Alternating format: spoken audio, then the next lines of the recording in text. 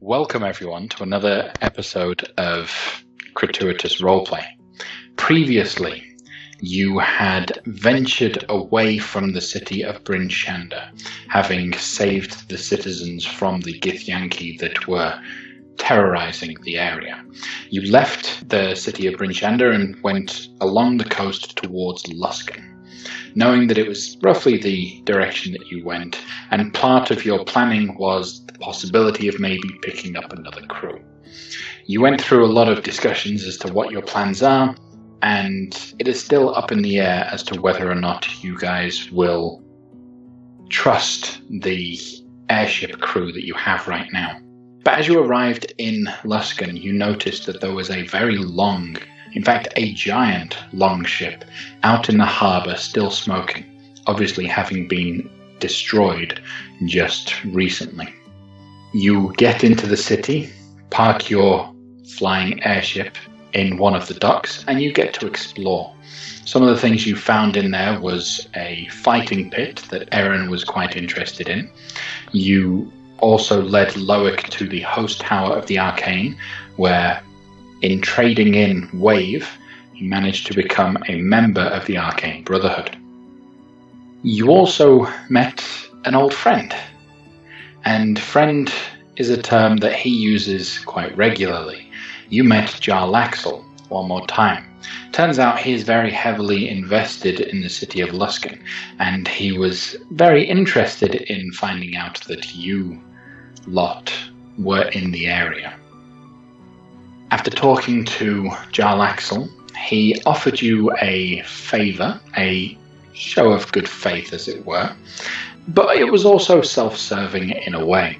He mentioned that there is a group of drow, he wouldn't mention who or which family, that were about to make a play in Gauntlgrim. And he asked you to do something that would interrupt them and stop them in their attempts. What it is that exactly they're after, you're not too sure. You believe it has something to do with the primordial Megara. So we ended last week's session with you all in the evening. Loic had spent the night out having a good time, getting relatively intoxicated. What was everyone else doing that night? Taman would have asked everyone else if they wanted to take turns keeping watch. I would let everyone know that I have concerns about our security, that if we're in a town with a powerful magical presence, someone could easily conceal themselves to make themselves look like one of our party members and reboard the ship. The idea I had was when anyone tries to board the ship, we would ask them a question that only we would know the answer to, since we didn't set this up ahead of time. It's the best we got.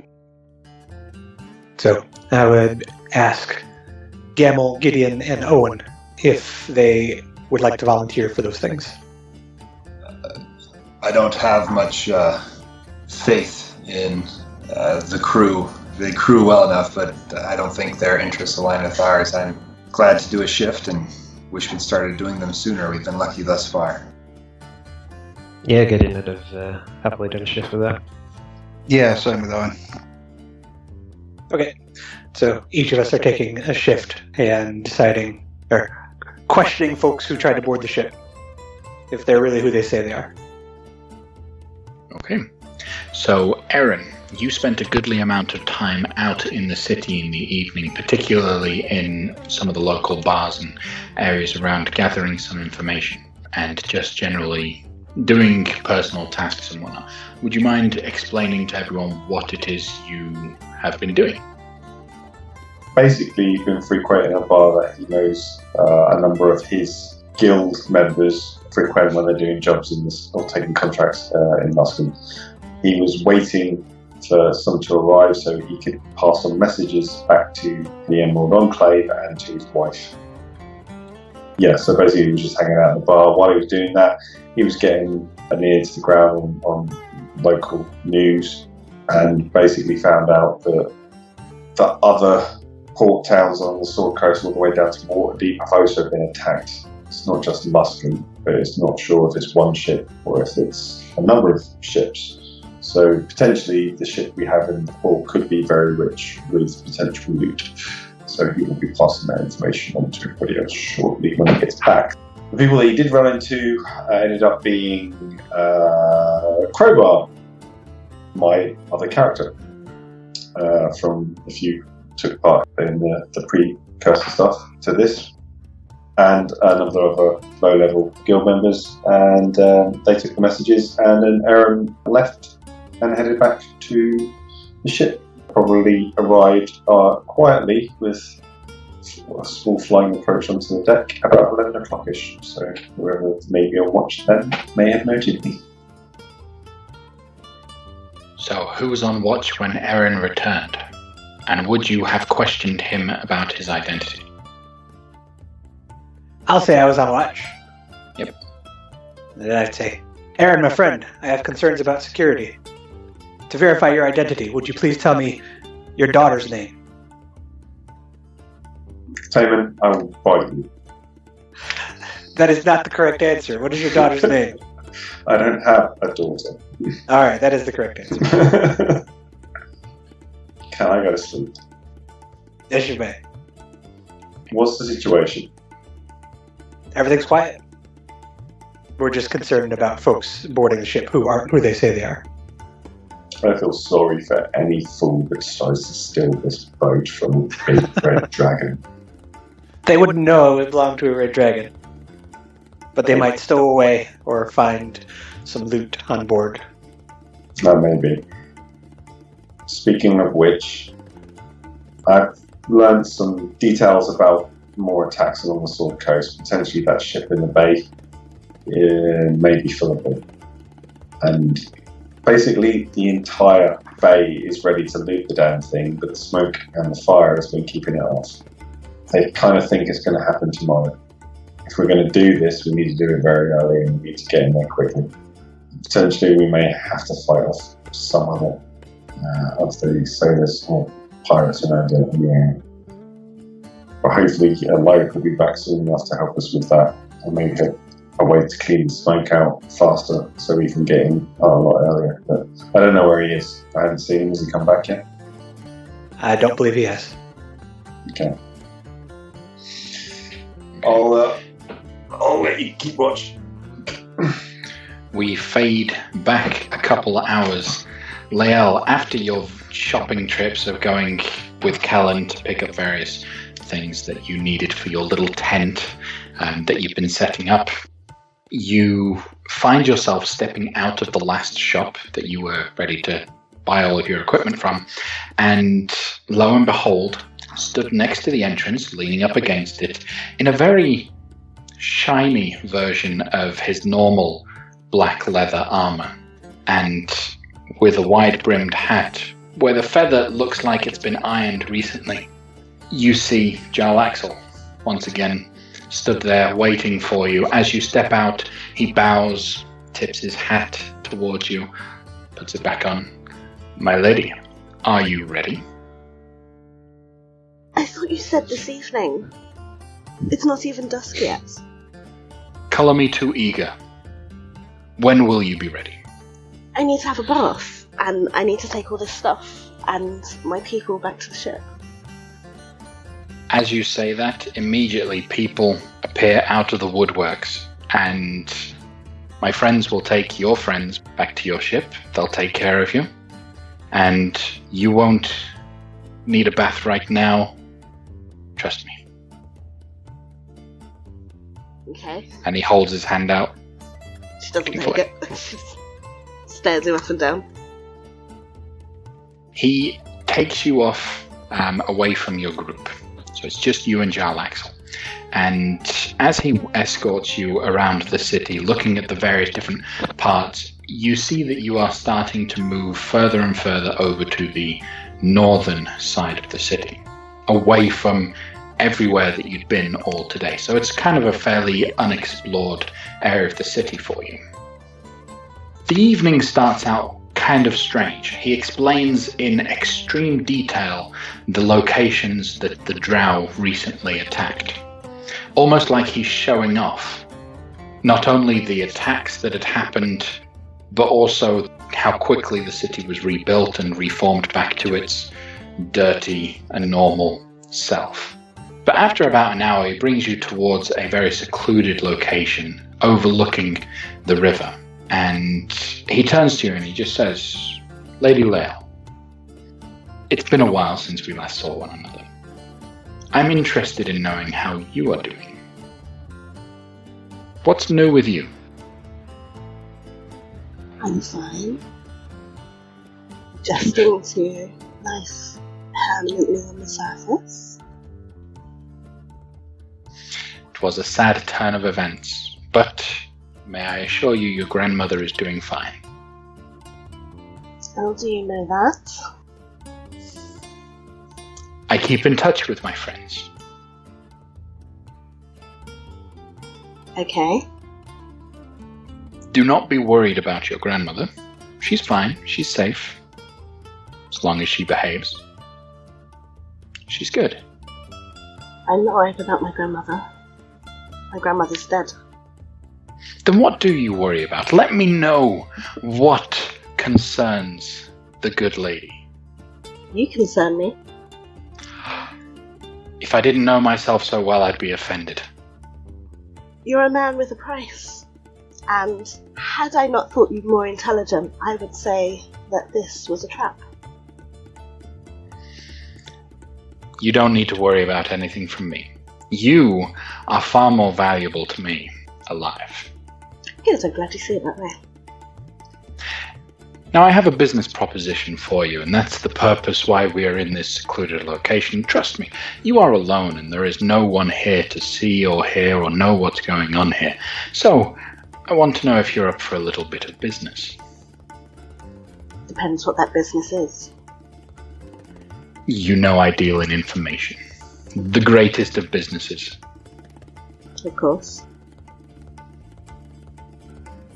You know, as I mentioned earlier, that there is a family that are making a move on Gauntlgrim.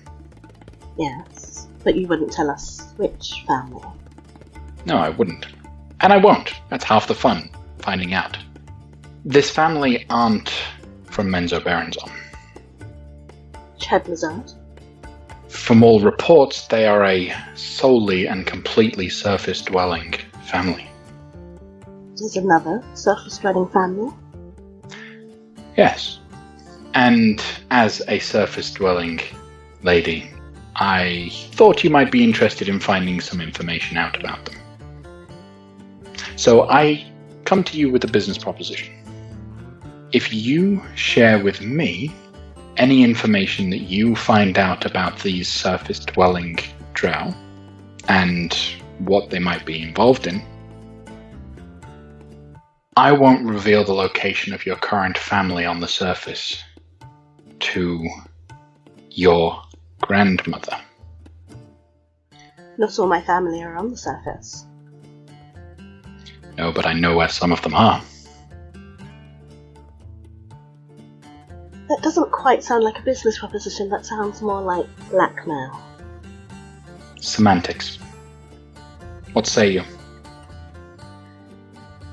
I'm curious about this family as well, so at least for now, we're aligned on that fact. Okay. You will find me, or I will find you, when you have information to share. Trust me, our paths will cross again. Unfortunately. But I would hope and expect that at that point, you'll be able to just enlighten me a little bit about this family. Very well. And with that, he then begins to escort you back through the city, back towards your ship, and leaves you there for the evening, before he walks off to his inn. In the late evening, just after Erin has arrived back to the ship, Lael is already there. So I imagine Aaron would be going down to the cabin. As we haven't really allocated cabins, he's going to be sneaking in to figure out which one's which. Probably may open up into where Lael is staying if she's staying on the boat. She hangs out in the storage room. She's in the storage room. Yeah, so she hangs out. Okay. She might hear me. Yeah, so she'll come out and find you. And she's holding a tubular item wrapped up in fine fabric, and she hands it out for you to take. He's going to look quite surprised and obviously quite tired at the same time and confused. What's this? Humans get presents when they get married. Here is a belated present. Thank you, Liao. I didn't expect this so soon, or at all, but thank you. I'll stop to open it. You unravel the wrappings, and carefully, because this is very nice fabric that she's wrapped it in, and open up a silver and gold looking spyglass. Very nice, ornate. So the main chamber of it is silver, but it is carved in almost like vine formations, starting at the small end, moving out towards the larger side, are these golden tendrils of vines that just wrap around the spyglass. Wow, this is a fine gift. Yeah, he's pretty taken by that. And personally, I'm pretty taken by that because I feel like Captain Sharp now. It Yeah. goes with your boat. So it does. I thank you very much. I'm totally speechless. For your first wedding gift, this is astounding. Thank you. The shopkeep said that its magic is tied with the salty water, so you can only use it on a boat. And when you're looking at stuff far away, use it. Thank you. Bye. So he's pretty blown away. in terms of actual mechanics, while you are out over the ocean, so whether or not you're actually in the ocean or flying above it, if you're out over the ocean and using the spyglass, you will have advantage on perception checks when using the spyglass. Cool. Thank you. This. I've only ever made you a pair of wine glass goggles. Yeah. We need to upgrade those, don't we? I'll get working on that next time we're in the forge. I'm going to inform her that we need to have an early start though, and tell her what I told Taven and everybody else, and then head off to bed. Everyone has now, well, apart from Loic, who will not be seen for the rest of the night, everyone is back at the ship and presumably resting. I'm not on watch, I suppose, because we will be doing some watches over the night. Yeah. What time did Leo get back to the ship? It was actually probably before Erin returned. It was barely even going dark when she returned. I'm gonna go ahead and send Taman a spell of sending around midnight or so, and it's just gonna be like, "Let's get rules." So you get this idea and this image in your mind that Loic's not returned, but you know what? It's fine. Loic's just blowing off some steam. Whatever that ends up being, who knows? So, you all rest, take your watches, and have a good night's sleep. Anything that may have been expended throughout the night is refreshed and restored. Loic. We won't go into too much detail about the various different parties and activities that you had, but I'm going to ask you the question. How exhausted would you feel in the morning? Yeah, maybe 5 or 6 hours of sleep. Okay. Go ahead and make me a Constitution saving throw. Because of the amount of drink and things that you consumed on your wonderful night out and adventure in Luskan, you wake up with 1 level of exhaustion. Disadvantage on all ability checks. Yeah, disadvantage on just ability checks. Okay. So, you all wake up, it's bright and early in the morning. I'm assuming you all wake up early because of the warning that the longship out in the harbour is going to be looted very quickly. What would you guys like to do? See what condition the ship is in at the point we wake up. So I'm going to be getting up sometime about 6 or 7, whatever gives me 8 hours. So as the sun is starting to dawn, and during the last watch, and as you're waking up, Aaron, you notice that the longship, though there are little wisps of smoke coming off of it, it is pretty much done smoking. It is clear, and you feel pretty confident that you could go there without any risk of smoke inhalation or fire damage from any fires that may have been running. Yes, Owen. It's okay. Owen will be already awake. He'll have taken the last watch. He had a little bit of wine the night before, so he's looking a little bit rough. Not absolutely hanging, but clearly not used to having wine. Okay. You were the one that noticed that the ship is looking ripe for the taking. And with what? Yeah. Is there any other activity? Can we see any other people prepping? Make a perception check. I assume Owen will do this as well. Yep. Using the spyglass, you can now see a lot better at the ship, and you can actually now see that yes, the flames are completely died down. The only last wisps of smoke that are coming off of the ship are simply from the blackened bits of wood. There's no actual flame anymore. You can see that there are what appears to be 12 frost giant corpses lying in various different splayed out formations along the longship. So Owen would have sort of greeted him with when he's looking, and he's just going to go look at the spyglass and goes like, "God, can I have a go?" Sure. You'll hand it over. Lady you'll go it for me. It's a lovely thing. Yeah, she's quite a nice person, isn't she? Yes, she is. When you get to know her. Owen looks through the glass. So Owen, as you look through, you see the same thing as Erin did, but you also notice that on the far side of the ship are two enormous ballista. Wow, that's some serious armaments. They'd go very nice on our ship. Yeah, I mean, I thought normal ballista were big enough, but giant ballista. God, you could make mincemeat out of a dragon with that. Hands a spyglass back to Erin. Just gonna fold it and then place it back in holding. And is everybody else up? I ain't seen anybody yet. You're the first one. We need to rouse everybody. Everyone starts to wake up at about this same time. The feeling of urgency kind of just weighs heavily upon the ship as itself. So everyone kind of gets up. You see each other popping up every now and then. Did we see anybody other ships prepping or starting set? Not yet. Okay. So we have a little time, but we obviously note at this point that Loic is not here. Loic is here, I believe.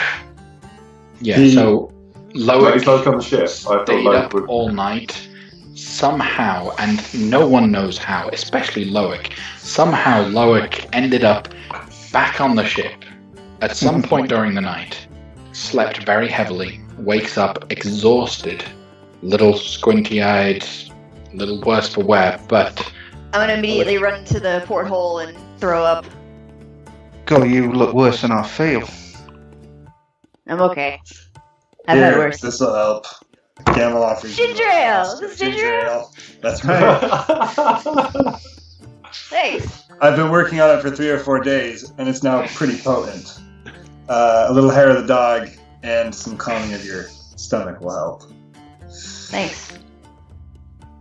So as you're all up, everyone's getting ready to go. I believe the intent is to go and explore this ship before anyone else. Does anyone have anything they want to do before that? If there are people around me that are listening, I'd like to tell them that I have an appointment today with another one of the cardinals of the Arcane Brotherhood.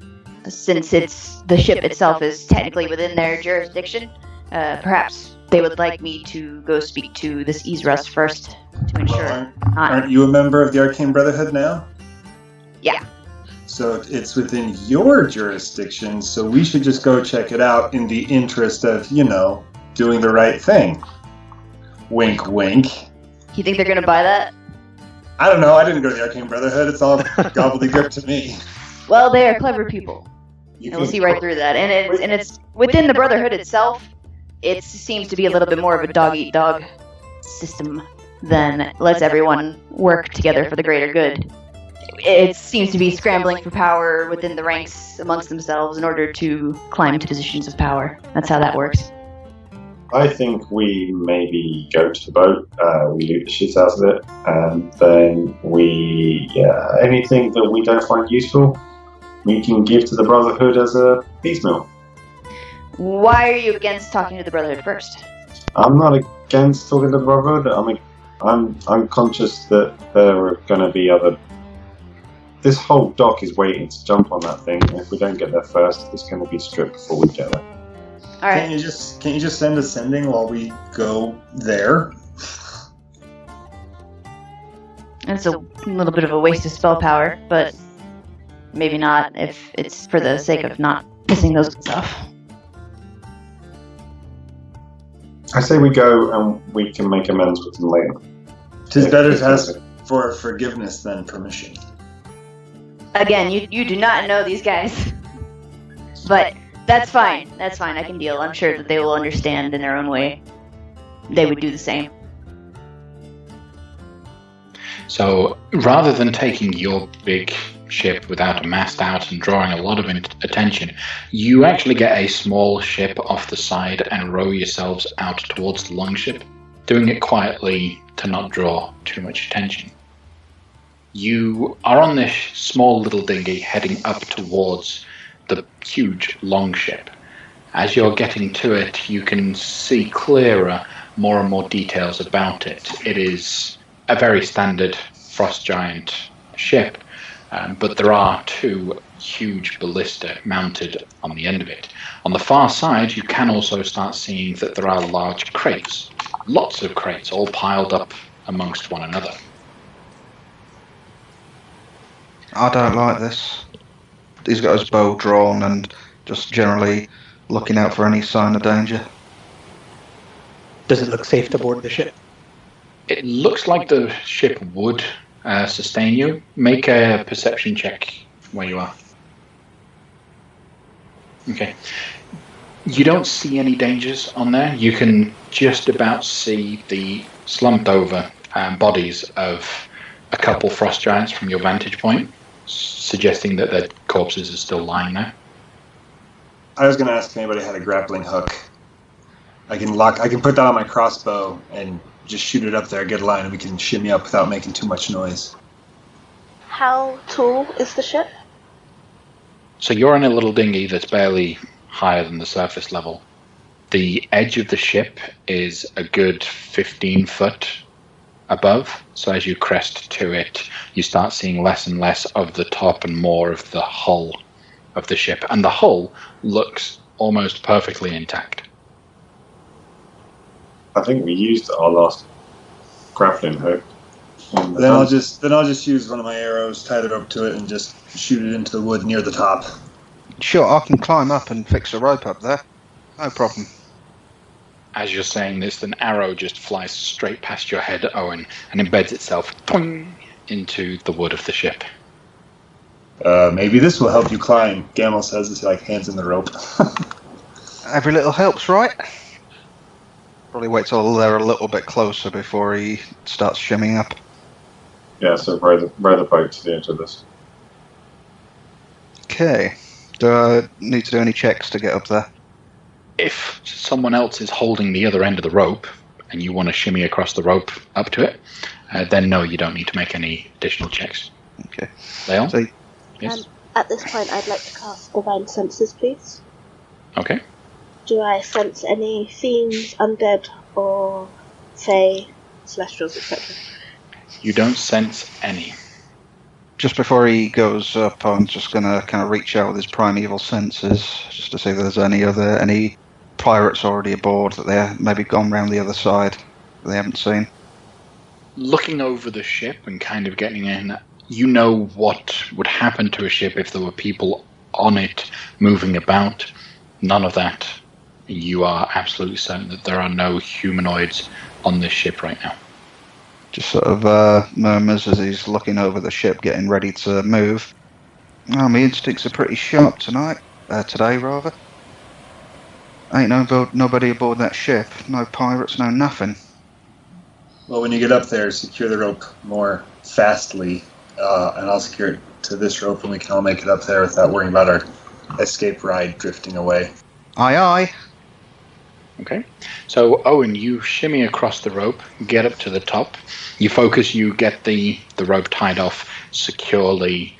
Looking at the size of this ballista that's on the end of the ship, there's no way it would move easily, so you tie it to that, and it's pretty secure. Go ahead and make me a perception check now that you are on the ship. I call up to Owen as he's on the ship and say, "That was excellent seaman talk." Oh, thanks, me old matey. Owen, out the corner of your eye, you swear, absolutely swear, one of those corpses just moved. Owen goes noticeably still and narrows his eyes. Obviously they can't see, and he's just staring there. This frost giant corpse here, it moved in such a way its shoulder lifted ever so slightly. Owen is going to very quietly murmur into the rune that Lael gave him, just so he can't be overheard. Just and say, like, I think one of them's still alive up here. Or they're undead. What's undead? Get everybody up here now. What's going on? Shimmy, shimmy, shimmy, shimmy. Either one of the giants is alive, or there's undead. And then she's gonna get on. Means that Owen, once St. Gamel's up, he's going to carefully just move back to the bow. Aaron's going to hide behind this ballista for a second, and then can he hold that grazer at the moment? Can he sense it, souls? Within 60 feet of you? No, you don't sense any souls within 60 feet of you. I was going to make a gesture to Lael, and is this area closed off? Is this a sort of a raised bed, a wall of sorts? Yeah, so for a description of a longship, you have the front of the ship. Don't know the seaman's term for that, but you've got the fore. Okay, you've got the fore of the ship. The forecastle, really, but yes. Aft is the back, maybe. Yes. This is the bow. Yeah, the bow and then the stern. The bow and the stern. Cool. Guys, you all know about boats. Connecting the two sides of the ship is a long walkway, upon which in the center is the huge mast, which the mast has been burnt to pieces completely. But dropped down a good, well, with this ship, a good 7 or 8 feet, is a set of rows where people would sit and use oars to get the ship moving. And so that's what you can see. You're stood up on the top, and you can see the ledge down into the rows of seats. And it looks like all of these frost giants were still in their seats when they were killed. Okay? I don't know if the one that's moving is undead or not. Well, Owen sort of gestures to Lael and Aaron to. He sort of points towards that narrow entranceway, and he sort of mimes firing his bow again without making a sound. Yeah, Holy- Aaron's got the same idea here. Aaron's going to ask the owl quietly to help him move the ballista around to point it down the line. So just to clarify, Lael, your divine senses lets you know if there are any celestial fiends or undead within 60 feet of you. As you step closer towards that one particular, and if both you and Aaron shift forward just 5 feet to this position, Lael, you would be able to categorically say that frost giant body is not undead. And Aaron would be able to categorically say, because Black Razor is getting hungry, there is a soul in that creature. We got a live one. Right. So you want to use that ballista, Alan? I want to turn the ballista around and have it go down the road. You also sense life coming out of the one opposite it. Okay. Oh my. The second row, those two are living. They're alive. Do we want to question them and see where they came from to see if we can track down that dude's dad? Or you want to just kill him? Maybe when there's one left, we can question that one because we'll have the upper hand. Right now, we know at least 2 out of 4 are alive. Has There anybody might be cast Detect Evil and Good? Or is it just your supernatural senses about what kind of creatures they are? Divine senses is basically detect evil and good, except for you get an extra 30 foot. I won't. And Black Razor detects souls, and the undead are soulless. So I'm detecting souls, and they're not undead. Can I insight them to see if they're pretending to be dead or if they're just on the verge of unconsciousness? Go ahead and roll an insight check. That means Owen's just It'll be gonna, more difficult the further away from them you are, by the way. Owen's just gonna hiss. Whatever you're gonna do it fast. We can't blag this forever. I want to move the ballista. Alright.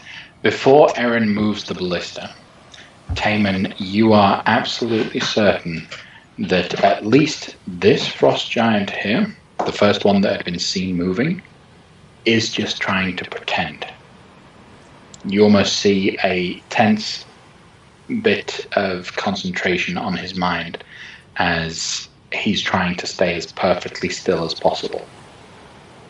Can I use an insight check to see if that's because he's wounded and is playing dead, or if he's playing dead so that he's lying in wait to ambush us? You go ahead and roll an insight check. Taman, you're pretty sure that he's not wounded. You will be. Give me shoot ballista. As Erin starts shifting this enormous ballista, which weighs about a ton, That's what I'm getting a layout. But it's got wheels. I can back it and trolley it. as you're trying to move it, you see them bolt upright, both of them. You also see 2 more bolt upright further back, as the lead one shouts, "To Sparborg!" Owen's And gonna. they all grab the oars that were at their feet, drop them in the water, and start moving the ship. Owen's gonna loose a shot straight away So- at the lead one. Which ones? So can you specify which ones So- pop up? Now that you... How far did I move the ballista before we that happened? Like, 'cause, like there was some movement before this initiated. Go ahead and make an athletics check. Let's see how much you can move it by. This is a very difficult thing. Weber. The moving ship might help. Okay. You start pushing against it, and almost as soon as you feel like you're getting some give, the ship immediately lurches forward as this frost giant shouts, and the ballista didn't move at all. Leo, are you going to say something? Which ones are rowing? So, this guy and this guy, along with the 2 immediately behind him and 1 in the back. I don't know about this fight, guys. So Owen's already fired. So, as Owen fires, I would like everyone to roll initiative. So Can I make the attack first before we start as a sneak attack? Yes, you'll be in a surprise round. Ah, right. Okay, that's fine. So these 4 popped up, but we don't know about the 6 further aft. You know that one of those 6 also raised up. You can make an educated guess that if they're trying to row the ship as quick as possible, they would all get up at the same time. Okay, so Owen, you fire a shot. Whack. And did it hit? I'll add sneak attack afterwards. Yes, you do hit and impale And that 11. creature. Oh yeah. He takes the arrow straight to the chest, but he seems intent on rowing. Is anyone else in your order going to be doing anything combat-wise now that Owen has fired? I wasn't Leo? going to do something combat-wise, but I was going to do something to try and stop them rowing. Yeah, what are you going to try? I would move my 30 foot forward, Mhm. and then I will use command at 3rd level, targeting this giant. Get guys further to the back And if this you have giant. to. If you can't get all. Okay. And I recommend the 2 guys in the back. Get all Gamma- guys all on one side, because then they can only row in a circle. yeah, there's only 2 on this side. Yeah. So So take out one side at a time, and the others have to shift in order for them to go in a straight line. Okay, well, that's what I'm doing, so stop messing with Can me I and let me recommend- do my thing. I'm not saying it wasn't. Well, can I recommend Guys? you do the? Okay. Sorry. Okay. Gonna have to stop you guys there, just because Lael didn't consult Gamel on what she was doing. Fair Okay. enough. Alright, So Lael, who I'm are you targeting using this on? one, this Yep. one, and this Okay. one. And my command is grovel. So the target falls prone and then ends their turn. So they need to make a wisdom saving throw, please. Okay. What's the spell save DC on those? 16. 16. Okay. The person up to the top, he immediately drops his oar, drops to his knees, and starts to grovel. However, the rest do not. Anyone else doing anything? Me. Can Aaron turn into a werewolf? Okay. Hybrid mode. He wants to get extra strength to try and do this thing. Okay, so Loic. I'm gonna go invisible. Okay. Screw this situation. Alright. So, Loic suddenly disappears. Aaron turns into the werewolf. Werebear. Not the werewolf, sorry, the werebear. The hybrid form immediately starts stretching out of his clothes. As he's doing that, you all notice that the frost giant at the back stands up, steps onto the center causeway, and starts heading towards you with his hands up. Owen, it's back around to you. It's been 6 seconds. Are you going Can to Gamel again? do something in that 6 seconds? Yeah? What are you going to do, Gamel? He's grabbing Whelm, and he's going to run forward screaming Dwarvish with Whelm screaming Dwarvish as well. For anyone who speaks Dwarvish, if you don't speak Dwarvish, it sounds like battle cry and inspirational. If you speak Dwarvish, it's very loudly him screaming, "This is a terrible idea!" So he's going to move forward and do his action surge to move twice his distance to be able to go 50 foot forward. And then he's going to smack Whelm into the ground with Shockwave and hit everybody within 60 feet with a Shockwave, which now includes the guy who moved forward. Yep. So that should hit everybody. They all have to make dex saving throws, correct? That's right. I officially DC love Gamel. No, DC 15 Constitution saving throws. Can my groveling guy still make a constitution save if he's still groveling? I'm going to say he can make the con save because technically he doesn't speak common. But he groveled anyway. You were impressive. Unfortunately, Constitution rolls were a 23, a 17, a 21, a 24, and a 25. So Of course they were. none of them got hit by it. But the Oh, frost they all got giant hit. They walking, just have stronger constitution than Yeah. that. and blow it off. He shouts out in common, which is strange for a giant, "Peace," as the rest are still rowing the ship away from the harbour as quick as they possibly can. Stop rowing and there'll be peace. This ship, is it just one level? One. Yep, just one level. Okay. I'm gonna drop down to the lower deck if I can, do it stealthily, and try to see what I can see if there's any loot there. No, so there isn't a lower level. It's all just, it's one long ship, sorry. Well, you said that they sit in little dugout areas, right? Oh, yes. So that would be a giant-sized dugout area. So I would have to drop down. Yeah, no, fair enough. So you drop Well, down to beneath that area. their feet. You don't see any loot around their feet, really. Nothing interesting. You can see clearly the huge amount of loot at the back end of the ship. I head that way. Okay. So while you head that way, with none of them able to see you, I need to know, Owen, are you guys still in combat? That's the question. Owen's drawn his Seems kind bow, and he's just looking between and just questioningly saying, what do we do? Now Okay. said that if they stop rowing, there'll be peace. So if he wants peace, they need to stop rowing. They're not stopping. They're moving away. Top of the round, Lael. So if you are going to do something, Lael, what are you going to do? We can't just let them take us away from the airship. We've got another ship. I'm gonna ask him, what does he want? Okay. If everyone calms down and pauses for a moment, he continues to step forward towards you, kind of looking down at you, in particular, Lael, as you regarded him. We are just trying to get away from the harbor. Peace, please. Were they seeking peace when they came here? Why didn't you leave the harbour a day before? As the ship continues to move further away, he looks back, looks in, and seems like he's attempting to talk quieter. He's not at all, but it seems like he's kind of hunching over to... We want parley. We're already parleying. Okay. Why did you attack my ship?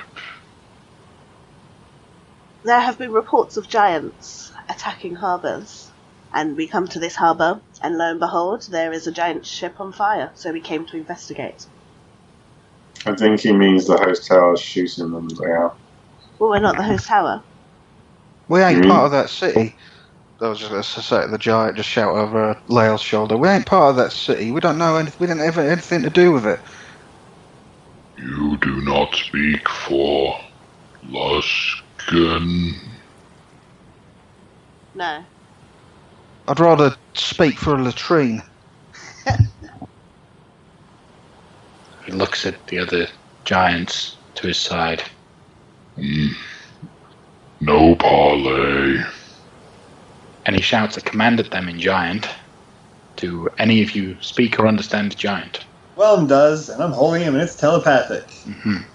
Whelm lets you know that he's just commanded to them to drop everything and attack.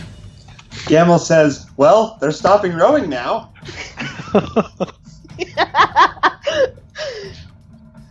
Okay. Gideon. Aaron's gonna go, parlay!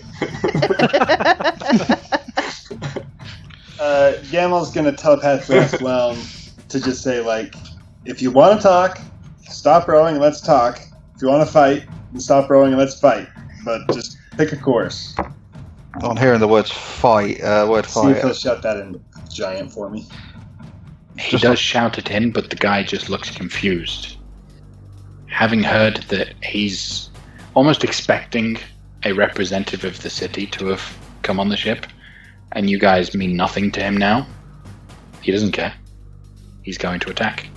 So, in the initiative order, top of the round, Lael, what are you doing? Okay, I'm going to say to the guys, I'll be right back. And then I'm going to focus on the magic of my bracelet. My saddle is back on the airship. So I'd like to go back to the airship, please, and rally the troops. Okay. So, Lael, you disappear from sight Yep. in a big pop. Aaron. I'm intending on bringing the ship. Okay, cool. I know. Okay, I cool. know. Aaron, Lael's just popped out of existence. I'm gonna have one more go trying to remove this ballista. Okay. I really want to Make- shoot this ballista.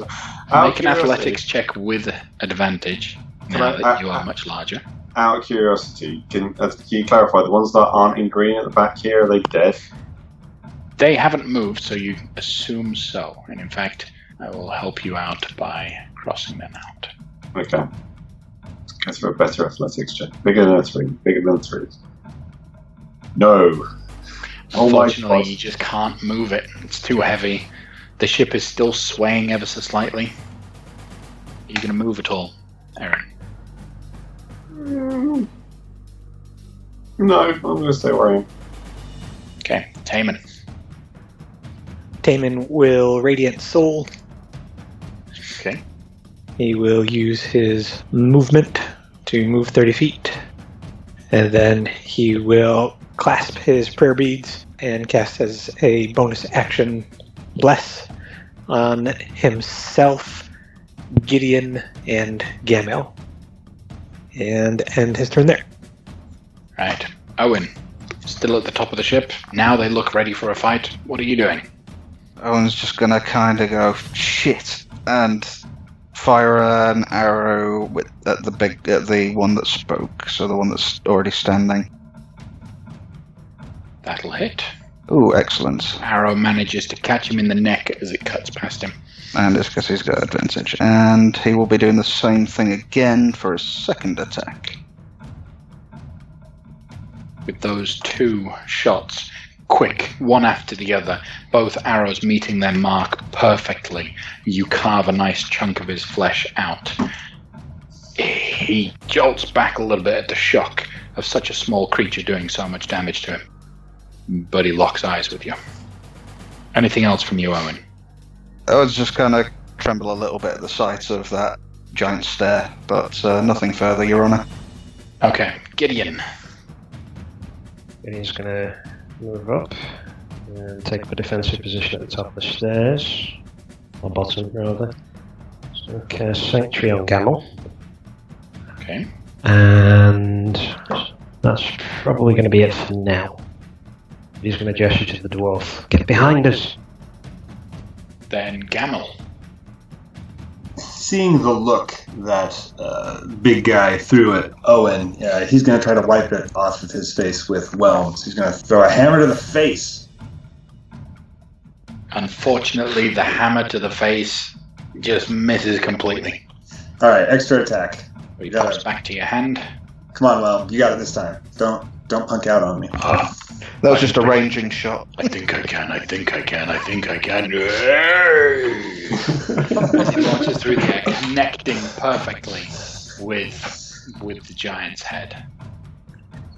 And then Gamel is going to move back, because being that close to giants is a bad idea. And I can move 25 feet. So 1, 2, 3, 4, 5. That's as far as I can go. And I'm done.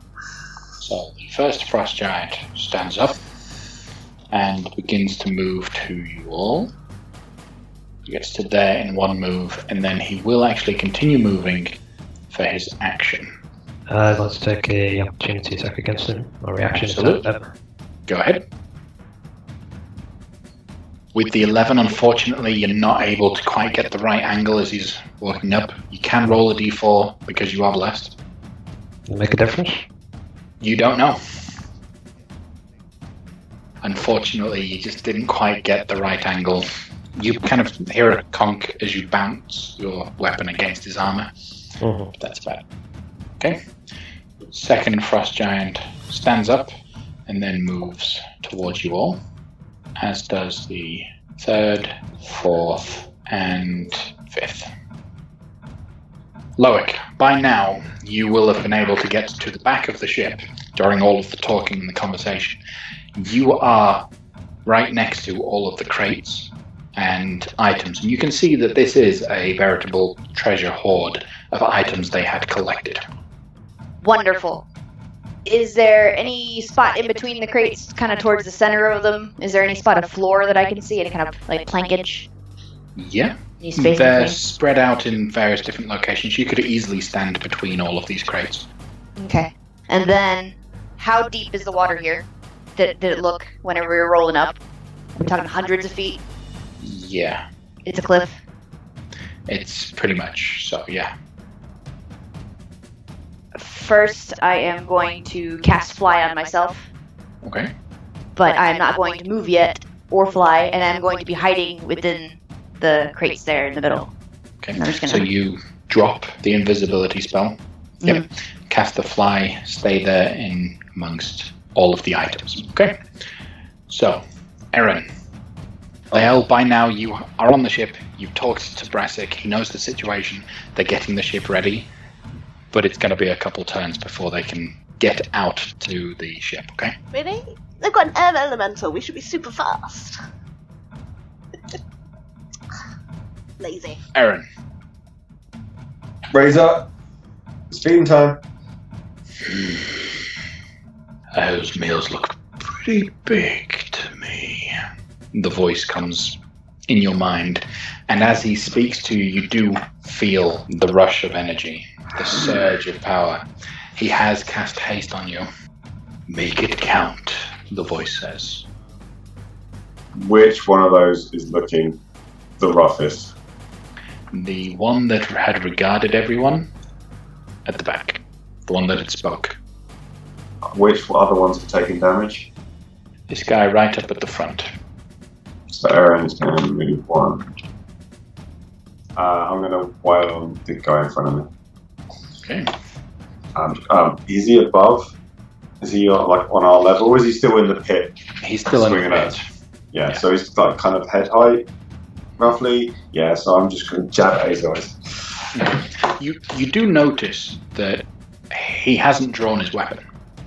But yeah, you attack him. Go ahead and attack. They said to attack us, didn't they? They did. It's quite clear they are on the attack. But he hasn't drawn a weapon yet. He hasn't drawn his weapon yet.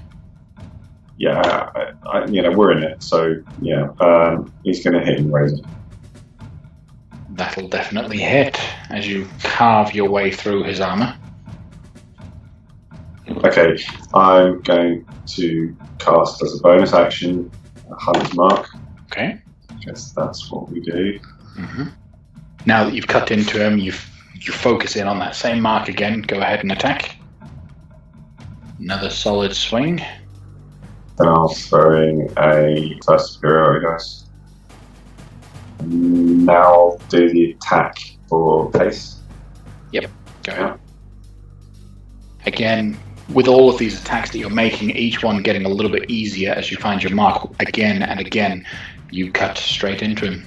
Go ahead and roll the damage. Another superiority dice. He's bleeding profusely from all of the wounds that you've just cut down his side. Looking very weak, but still intent on whatever it is he's doing. I need to get this kill, so action surge. Okay. Need the power. Yes! You focus, you draw upon your internal source of energy, come in for one more attack, and it is perfect. Absolute crit. Okay. Go ahead and roll that damage. 7 Hunter's Mark times 2. Definitely a superiority dice in that one. Mm-hmm.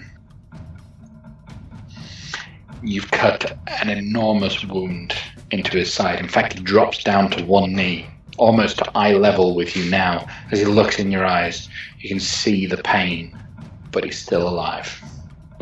God damn it. Last attack. One last powerful swing, you focus, you send Black Razor deep in. The moment you pierce into his flesh, you feel that rush of energy being sucked into the blade and then into you. You gain 138 temporary hit points. I'll do it. As you slay the giant. Okay, that's been sucked dry. Aaron will then use the remainder of his movement to pitch him in front of these guys. Okay. Taman. Is this fellow on the plank or is he in the... So he's not below? At this point, he's got 1 foot on the central area, 1 foot down below, lifting himself up. But he's kind of in a bent down situation so that he's in equal level with everyone. Okay. Using my wings, I would like to fly over to this side of him. Okay. You get into a perfect flanking position with Gideon. And I will bonus action cast my Shillelagh, and I will launch 2 attacks at him. Both solid hits. You hear a ringing as you hit onto the armor on his head, and just tung, tung. He takes 13 points of bludgeoning damage. And then another 10 radiant. Yep. And then I will action surge and hit him twice more. With a crit As your first one, you hit perfectly. Second one, you rely on Gideon as a distraction, and you manage to hit him, dealing an additional 23 points of bludgeoning damage. I'll look around, say, Loic, where are you? And that's it. I'll end my turn. Okay, Owen. Okay, Owen's going to do what he should have done right at the beginning and cast a certain little bonus action. He's going to go for the one that he's already hit, which is this one in the center, isn't it? Yeah? Yes, it is. He's going to just fire off arrow. So the 13 misses. It flies off wild. Second one, you compensate for the wind, manage to hit your mark. Additional 11 points of damage, plus your hunter's mark damage. Oh yes, that's 1d6, isn't it? Mm-hmm. Boom. Okay. Anything else from you, Owen? Nope, that's it. Okay, Gideon. I'm going to use a bonus action to cast Wrathful Smite, and then we're going to go for the one that I'm flanking with Tatum. First, second, and third hits with your halberd. You manage to cut in deeply. You do hit. He's going to then make a wisdom save. So what's the spell save DC on the wisdom save from Wrathful Smite? 15. Okay, he fails that, takes the psychic damage. If the target is a creature, it must succeed on a wisdom saving throw or be frightened of you until the spell ends. As an action, the creature can make a wisdom check against your spell save DC to end the spell. So he is now frightened of you, little Gideon. It's worked out well before. Nice. Okay. Anything else from you, Gideon? No. Gamel. Well, Gamel's in a good position. Well, first of all, I forgot. I have to do my wisdom saving throw to see if I panic at being out in daylight or not. Yep. And I save. Huzzah. I'm just going to throw Whelm again at the leader in the face to try and put him off his game, as it were. Okay. You hear a loud laugh from Gamel as you find your mark perfectly. And then just do it again. This second time you do manage to land it, but it wasn't quite enough to knock him down completely. He is looking very weak, but he's still up. Aaron, Black Razor, could go for that guy. The Frost Giant's turn now. This Frost Giant that's next to you, Gideon, he is frightened of you. Frightened creature has disadvantage on ability checks and attack rolls with the source of its fear is within line of sight. Creature can't willingly move closer to the source of its fear. So he's going to attempt to grab you. He will have disadvantage on it. So go ahead and make either an athletics or an acrobatics check. Okay. You managed to dodge out of the way and swat his hands as he attempted to grapple you. He will attempt to do the same thing a second time. This time he manages to grab a hold of you. So you are now grappled by him, even though he is afraid of you. He's holding you out away from him, ever so slightly, and actually holds you kind of away. And he starts moving with you, away from you, which would be towards the side of the ship. Uh-oh. Do I get an attack of opportunity? Yes, you do. That'll hit. He's very weak now, but still alive. So that's all he does. The leader will actually run away, because he's in a lot of pain. And you see he's running to the back of the ship. This guy steps forward to attack Aaron with his great axe.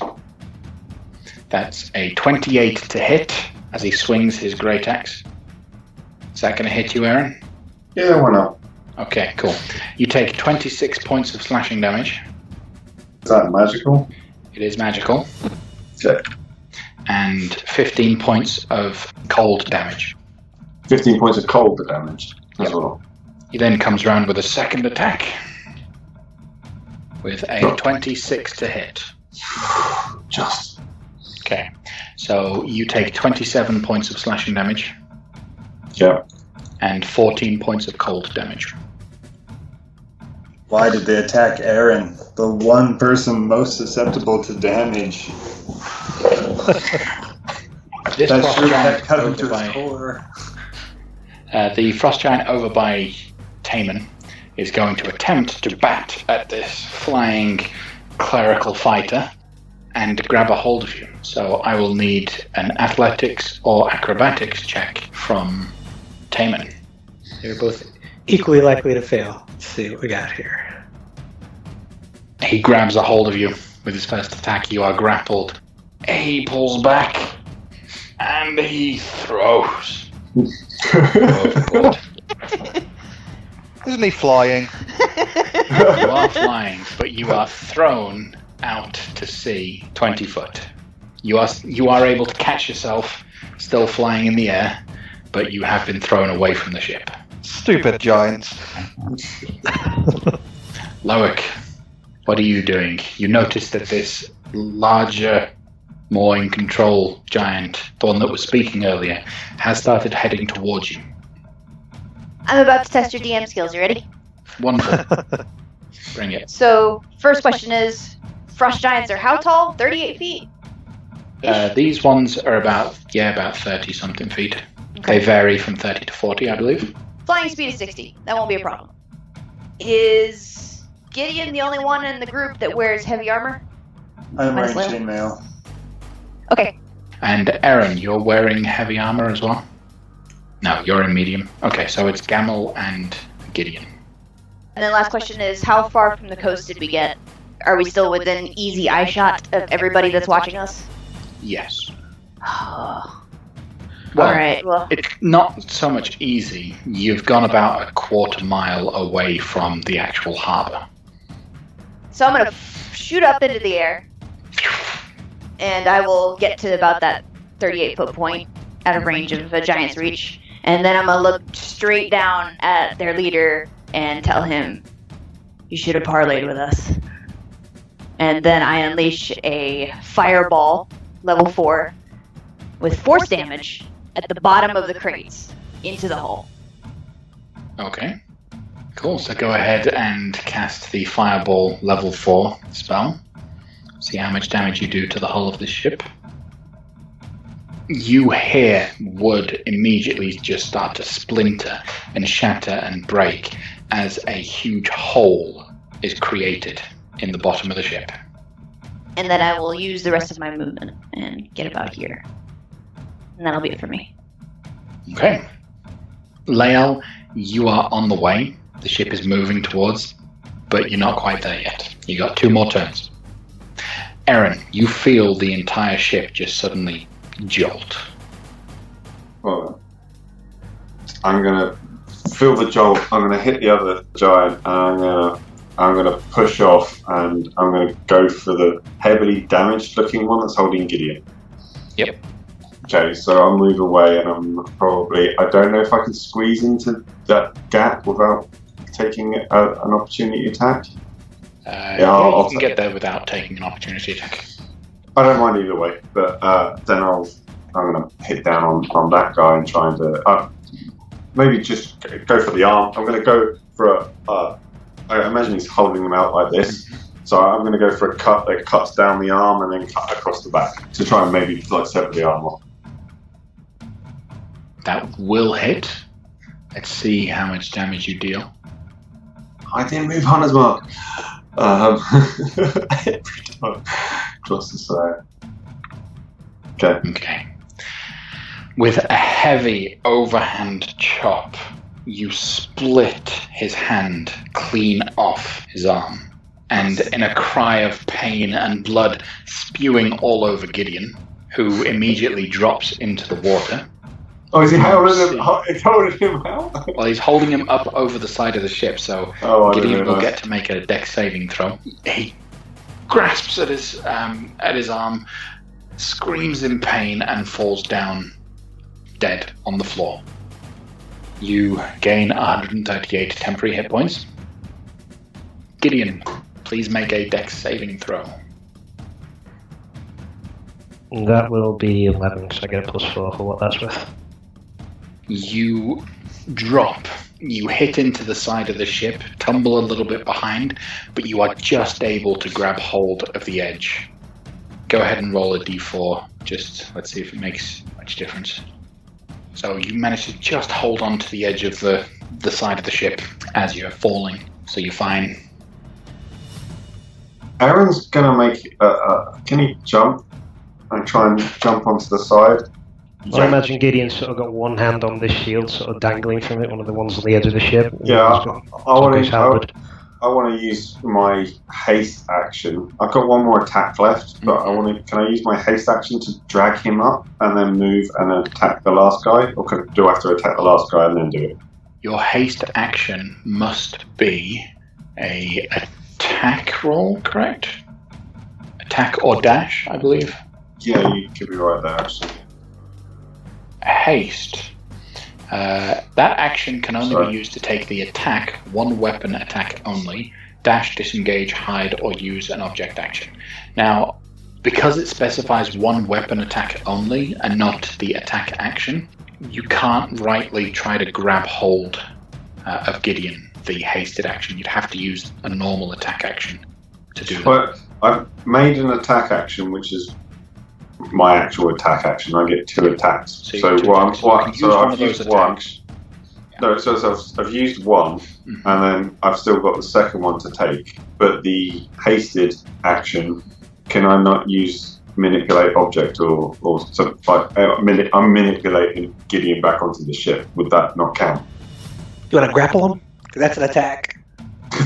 Yes. Go ahead, and if you're going to be jumping, you run over there.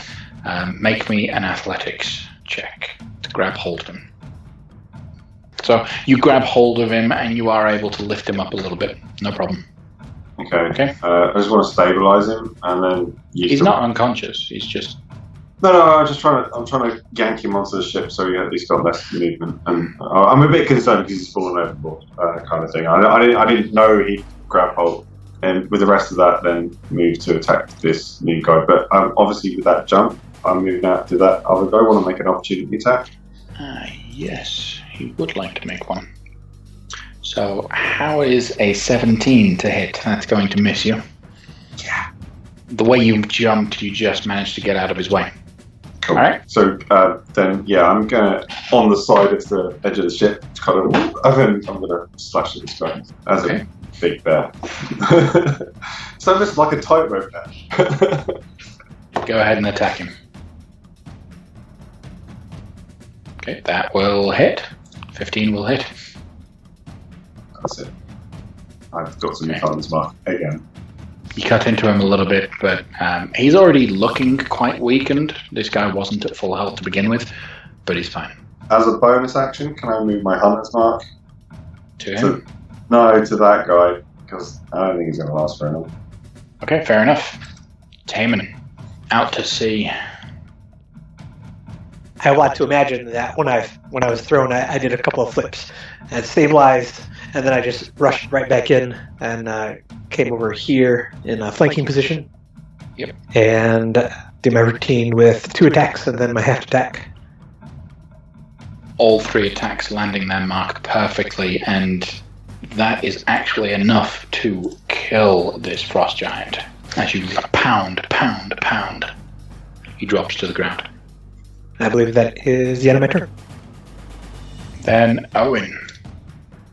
Owen is actually going to cast on himself. Okay. And he's going to start making his way towards the action. That's really all he can do for now, so I'll call it my turn there. So, you run up as quick as you can. Gideon, you're on the edge of the ship. What would you like to do? I imagine Gideon just sort of pulls himself back together, spits out a mouthful of giant blood, and just remarks to himself, I grow tired of giant fingers upon my person. And he's going to make a move towards this guy. Unfortunately, your first attack just misses. Second one comes in and hits its mark, followed by a third swing. You are cutting neatly into his flesh. You can roll a d4 if you want to see if the attack happens. First one, you'd need a 4. Yeah, worth a shot. Okay, so Gamel. Why change what works? We'll just keep throwing well Mjolnir style at the nearest giant. That'll hit. And then do it again. Powerful ringing as Whelm is having a great time. Just whack. Whack. Oh yeah. Oh yeah. Gamel and the hammer spend a lot of time laughing boisterously at one another. Just looking at each other. Just like, whoa, yeah. Good times. Right. Anything else from you, Gamel? No, that's all. It doesn't make sense to do anything else. Then, the frost giant that you just hit looks around, looks at the back of the ship, notices that it's now tilting a little bit, and Gideon, you will have an attack of opportunity as he starts running away from you. I'll take it.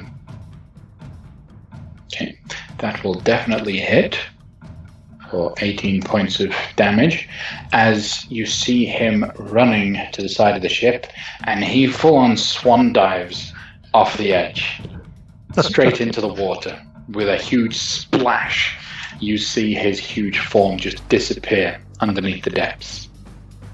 The other giant runs over, grabs a piece of cloth that happens to be amongst all of the treasure, sits on it, and starts to float away from the ship.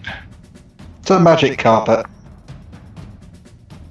Loic, you see this frost giant floating away from the ship. I don't have long before it sinks, so I can't just stand here and concentrate on a spell to hold him. I should ask, if you don't mind. So there is a hole in the boat. Where exactly is the hole, and how big is it? It started out rather big, but it's at the base of the hull. It was actually targeted at the bottom of the ship. So everything started breaking underneath as water started rushing up and it started falling apart, but it's at the back end of the ship. So the back end is slowly sinking. What about the Titanic? And you guys are all on the far end, so it's going to start picking you guys up ever so slightly. Am I there yet? So, Loic, what are you doing? I'll go ahead and fly all the way across, almost, to about there as a dash action. Alright. Then, at the beginning of this turn, you see your ship about 100 feet away, closing closely. It's within swimming distance for everyone. It is making its way. The balloon hasn't been raised. It's just moving as quick as it can with the air elemental working very fast to get as close as you all. Erin, you can see from your vantage point that this large frost giant is sat on a carpet as it's flying away. Oh, I'm not swimming. How high is he currently? Currently about 20 foot above the ship. Alright. Can I get up to him and make a jump to try and get onto the carpet? 140 foot away, you've got to make the last jump up 20 foot. You're going to have to make an athletics check. Okay. Go. I've got advantage because I've got Black Razor. Mm-hmm. So running full pelt, almost moving like on all fours, getting that extra bit of speed. You launch yourself up and it's just out of your reach. Your fingers just push against the little tassels on the edge of the carpet and you land on the ship, on the end of the ship that, with the weight of Aaron in his hybrid form, now tilts even more. Okay, Pushes it into the ground. About there. After. Okay. Taman, see that the ship is going down. Can I move my hunter's mark to that guy? Yes. As your bonus no, you can't. Your hunter's mark is on a creature that is still alive and within range of you. You would need to recast hunter's mark to get it onto the new guy. I'll Okay. recast it. So you recast it. Okay, Taman. So I have a little bit of altitude above the ship. Yep. Can I see where the swan diving giant is? He's about 10 foot below the surface of the water here. Well, that is suboptimal. Well, I can't get either of these guys. So I will call out to our approaching ship. Raise the balloon! One giant is getting away! And I will move my 30 feet so that I am within range of anyone who wants to grab onto me if they need to grab onto me. Okay. Then Owen. Owen's going to sprint his 40 feet and just sit beside Gideon, sort of drawing a shaft as he kisses it for good luck. And he's going to fire at the giant on the carpets. See if it hits. The arrow embeds itself cleanly through the back of his armor. You see it jut in, his head knocks back, and he begins to drift and fall to the ground. Alright. What does the carpet do? Is the carpet just floating? Or is Carpet is going to fall to the water with him. Owen's eyeing it very keenly, and he's very keen to bring that giant down. So, are you doing anything else on your turn, Owen? Nothing I can do, really. Okay, Gideon. I think the giants have the right idea. We should leave this vessel. And he's going to make a move towards Gamel and back towards the boat, effectively trying to make sure that everybody falls in. And then Gamel, is there anything you're doing?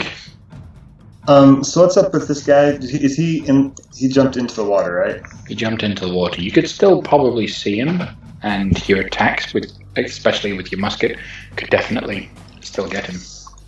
Might have a bit of trouble. Hitting the water might knock him off course, but... Sure. And then, there are just these giant crates full of loot. That's sinking. But I'm a dwarf, and it's too hard to get that far over to get to them. Alright, we're gonna take one of the big bestials, and we'll shoot the crates with a rope so they come back to us. Okay. Gamble hasn't used any of his weaponry because it's too loud, but now the boat is sinking, and there's a ship flying in, and all pretext of stealth is just gone. So he's just going to whip out his musket, and seeing what Owen did, he's going to kiss his musket, see if that gets him any good luck. He's going to shoot at the one in the water, see if that does anything. With a loud... You see a huge splash as the musket ball flies into the ground, connects with the frost giant that's just under the surface of the water. You did hit. And then because I don't want to reload, I'll just rip out my pistol and shoot that at him as well. So drop the musket. By the time I'm going to have whelm, a musket, and a pistol just lying at my feet because I can't restow them. It's just pull them and shoot them. Pull out. Your shot does manage to hit, but he's still moving. That's all. Although I guess can I use a move action to pick up all the weapons that I've just dropped at my feet? Just one after the other. Yeah, so you've got enough time before the ship actually sinks to be able to grab everything. This last turn, which is the Frost Giant's last turn, he realizes he doesn't have a swim speed, so he's not very good at swimming.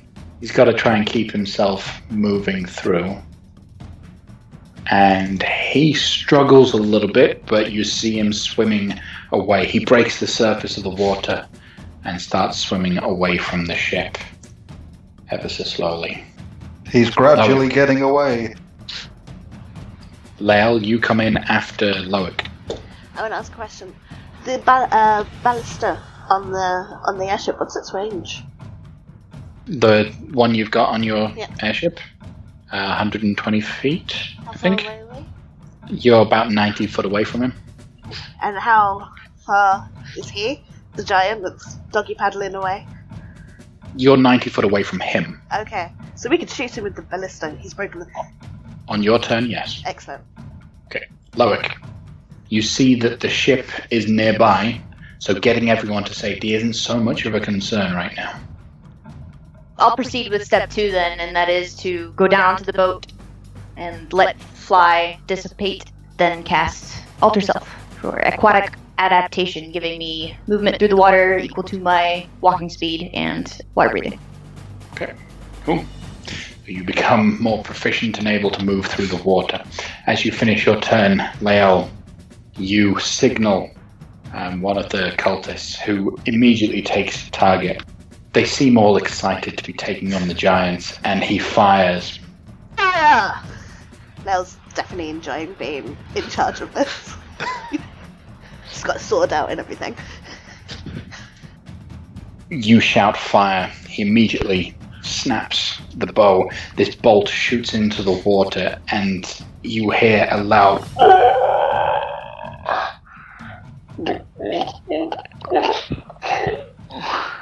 as this giant is not only impaled and pulled under the water, but he begins to drown and die.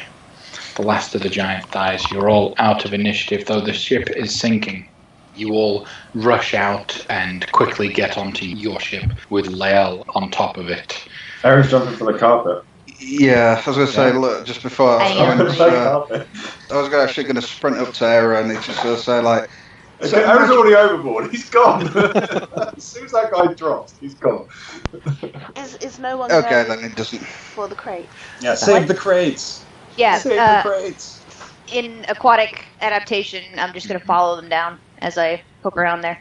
Okay, well, I will. I've got Oh, enough deep sea thing diving. out, so with the weight counterbalance, can I land her on the other end that's tipping up to try and raise it a little bit? Fluid mechanics. I don't think that's how boats That's not work. how ship. Yeah. I've never been on a boat, so The boat's sinking. Let's Rest put of more you weight boat on it to see if that slows down the the sinking. rest of you boat expert.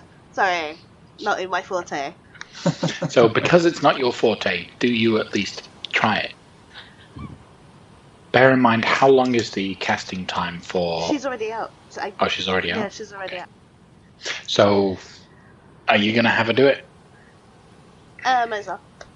Okay. No, I don't So you know. command her to jump over onto Yeah. the ship, and as she does so, that part of the ship jolts, you hear some creaking, and it drops down, but the rest of the ship is still sinking. Okay. But now that the weight is also down on the side with the ballistae, there is very little time to recover the ballistae if anyone wants to attempt to grab them. I will So attempt where's to the grab airship at this point? Parked up right next to the ship. So the question is, who's going to get to the carpet quicker? Well, Aaron was pretty much right next to it, so I assumed that he would have got of it by even with this super quick spell by the time Owen makes it over. So he's just going to shout. He's like, "Do you see that? See that? That was a flying carpet! Yes, I saw it. Grab it!" I want to attempt. Can I attempt? I don't know the mechanics of flying carpet. I imagine it's sort of listing, and he kind of jumps on top of it and pushes the giant aside. The moment the Yeah. sentient creature that had used the command word to activate it died, the carpet became a lifeless carpet and just fell to the water surface. So it's just splayed out on the water. You can dive onto it. Yeah, because they kind of float. I imagine it'll be like a little bit of a lilo thing going on. Yeah. So you jump onto the carpet, immediately sending the carpet and yourself under the surface of the water. You grab a hold of it. Was anyone close enough to hit the command word? Loic may have been. In any case, I can just cast Identify as a ritual and figure it out. So there's no problem, I can tell you. But it might help you don't right know now it right if now. you heard it. Yeah, I don't know right now, so... Well, I'll make a check then to see if I did hear it with disadvantage. Yeah, so a history check with disadvantage. You think back, he said, you heard the word Luft, then it went. So, like, anyone has heard this thing? Looked! Bless you. How do I work this thing? Say Luft! Look. While you and the carpet and the water flopping about a little, it stiffens immediately on the surface of the water. You're able to climb up onto it, and you can move. Getting a good view of this thing, in terms of dimensions, it is 4 foot by 6 foot. So almost the largest flying carpet you could find. Just about large enough for the frost giant to sit on it by himself. Nice. Okay, so Aaron's going to be a bit dubious, obviously, and he's flown, but he doesn't know how to control this thing, so he's going to try and lift it up, or just go rudimentary without me, just try and get it up and down, and then just try to raise it up back up to the middle. Now that you're commanding it, you're using more or less your force of will and just the way that you lean yourself, and you can get it to move, and you get used to it, and you're able to start moving slowly around the area. Then to maybe potentially try and load some of these boxes onto it and use it as a way of getting stuff across quickly. Okay. If you all work together using your various methods, Aaron on the flying carpet, Loic swimming under the water, Angaste doggy paddling and carrying stuff back, you all doing various different ways you work together, you do manage to get a couple of the crates onto the ship before their belongings are just scattered and lost to the water. He's gonna grab Owen though. Owen's really excited. He's gonna grab Owen and heft him onto the carpet as well when he's doing it. Why can I not follow the crates down? You can, but what you notice when the crates are starting to get further and further down, the crates are falling apart, and so all of the items inside are becoming ruined by the water and the pressure. If it's There's not nothing magical. Okay, and is there any money? There are gold coins that you can find in amongst all of the items. I'll still look. I got an hour with this aquatic adaptation thing, so I'm going to try to find anything I can. Make an Going down investigation check. And Taman is going to cast Alter Self on himself as well, so he can also be aquatic. And I will help Loic with anything that he needs help with. Okay, so Loic gets advantage on that. While Loic and Taman are spending an hour like diving around and checking stuff out, Gamel's just going to signal to the airship as the ship he's on is sinking and just take a rope, climb back up to the ship, and just hang out on the deck for an hour while you guys do salvage operations, because he can't help with this at all. Owen's just perched on the front of the carpet, just looking like somebody's just been taken for a ride out in a Ferrari. Okay. Loic. Is that Aladdin and Jasmine? I'm not Jasmine.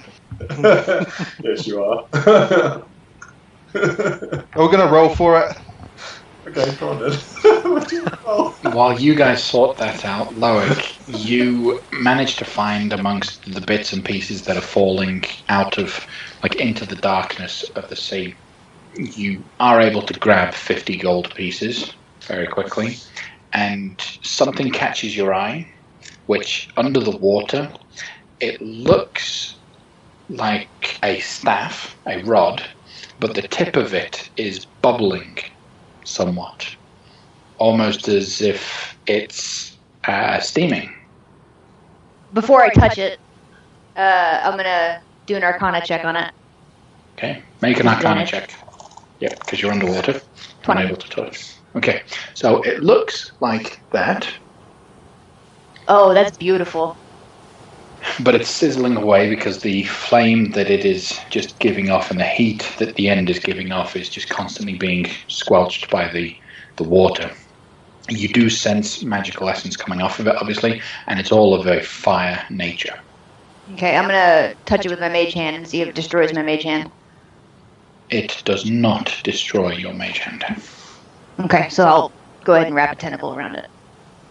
Grab hold of it. You can feel that telltale essence of magical energy just flowing through this, and you resurface. That's everything worthwhile in amongst the crates that were falling into the water. I bust out of the water like, this is mine! Claiming it now. Lael. So the crates that we did recover, can we search through them? Those of us that are not flying around the carpets or swimming, can we check through the crates? Yes, you The rest can. of us on the ship after we presumably haul them up or something? Yeah. The rest of you normal folk, in other words. You find a bag of dried mushrooms, a tombstone, 1 dead trout, a giant-sized shabby cloak, a mouldy and stinky wheel of cheese. Oh, that's good cheese. Gamel's eyes light up a little bit. He's like, "Oh, this is looking like some good stuff. This is a delicacy." I'll mention to Loic while we're swimming. Didn't one of those swords or axes or whatever the giants were using, didn't one of those hurt Baron more than you would expect? I think one of those giants' weapons were magic. I could definitely check it out. Do you remember which one it was? It certainly felt magic. Let's imagine it's not one of the two that went into the water, so it must be one of the ones that are still on board the ship. Let's go check the ship again. Okay. You are able to find the giant that... this one in particular was the one that was initially hit, the first one that was hit. He had the weapon that managed to harm Aaron. Go ahead and make an Arcana check on his weapon. The weapon itself wasn't magical so much as the way him wielding it turned it magical, causing all of that damage. So It was the giant himself, turns out. Of course, why didn't I think of that? you gather together all of the items and you make it back to shore. Well, what are you guys doing? Where are you going? What would you like to do? I still have an appointment to keep. Would a magic carpet to the tower make that appointment any more impressive? No, don't get our carpet. Don't let them know that we have it. Okay, I'm not giving it to them. I'm just Don't show it to them. They'll want to take it. They can try. I don't want them to. Okay. Out of curiosity, like we made a massive commotion in this bay. Mm-hmm. What's like? I'm just kind of flying on the carpet with the So, what's going on? because you've got the scope, you're over the water. Yep. You now look at the surface, and the docks are filled with pirates, all looking out into the harbour. They can see the ship as it's falling down. They can see, and you're pretty sure that they are able to tell that crates have been loaded from the sinking ship onto your ship, and they're all looking like they're getting ready to start shipping out. I'm going to go down to Bassick and I'm going to say, get the balloon up. Just take off. Loic can get himself back down and back. So, over the course of the next couple of minutes, and before any ships are able to get close enough to be a concern, Brassic gets his men into gear and the ship starts blowing up the balloon and rising up out of the water, off to a safe distance. And rather than stay suspended above Luskan, Brassic orders his men to move the ship off a ways, saying, if you guys need them, then they won't be far. Lael will be on the ship, I'm assuming. Owen is still with Erin, so there is a way that you guys can communicate back and forth so that you can let them know if you need the ship. We've got a shuttlecraft.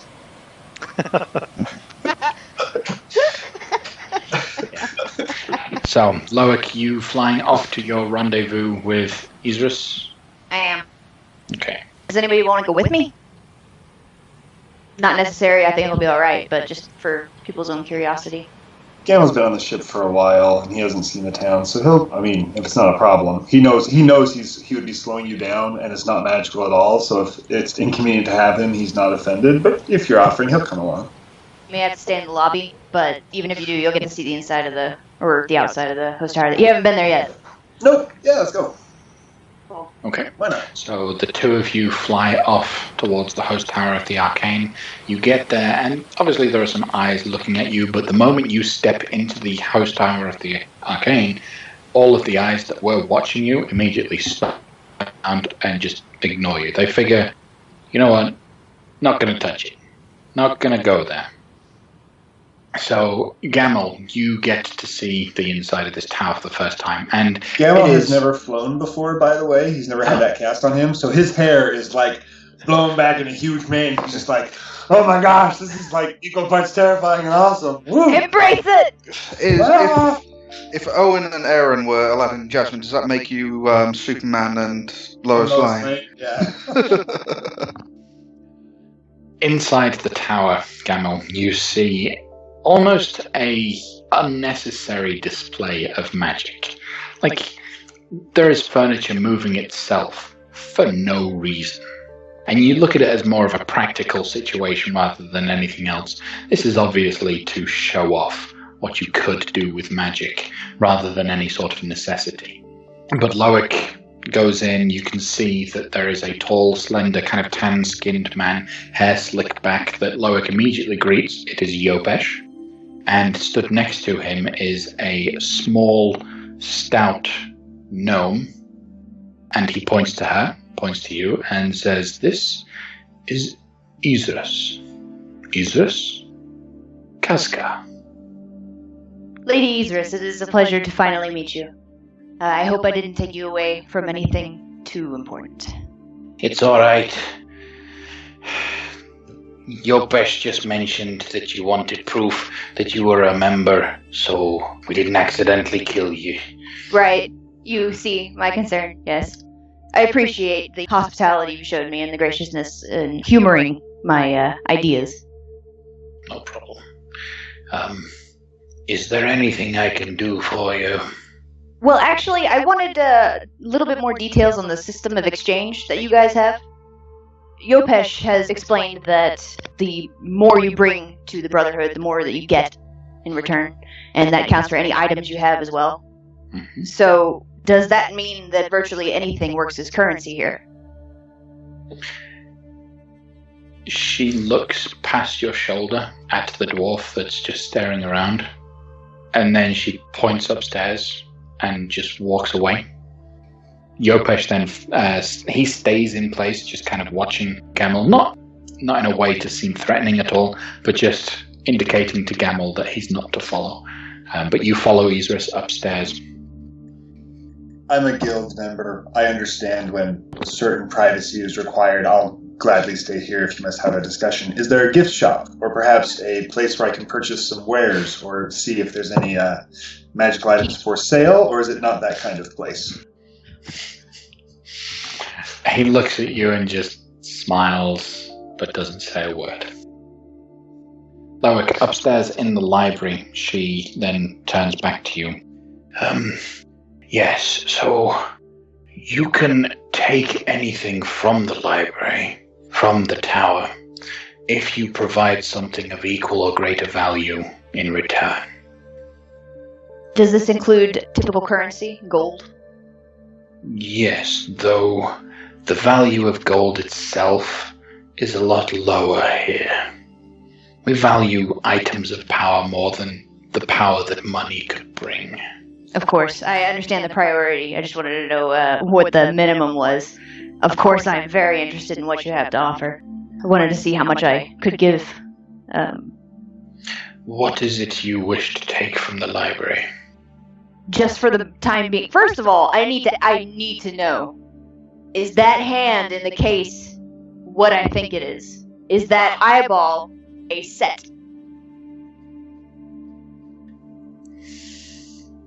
You don't need to... Oh my god! Don't tell anybody. Just need to know. Those were Asathar's additions. Oh, that makes sense. Brought those in. Okay. So, the things that I was interested in presently were just a couple of scrolls to take with me to see that if I could get them copied into my spellbook. Okay.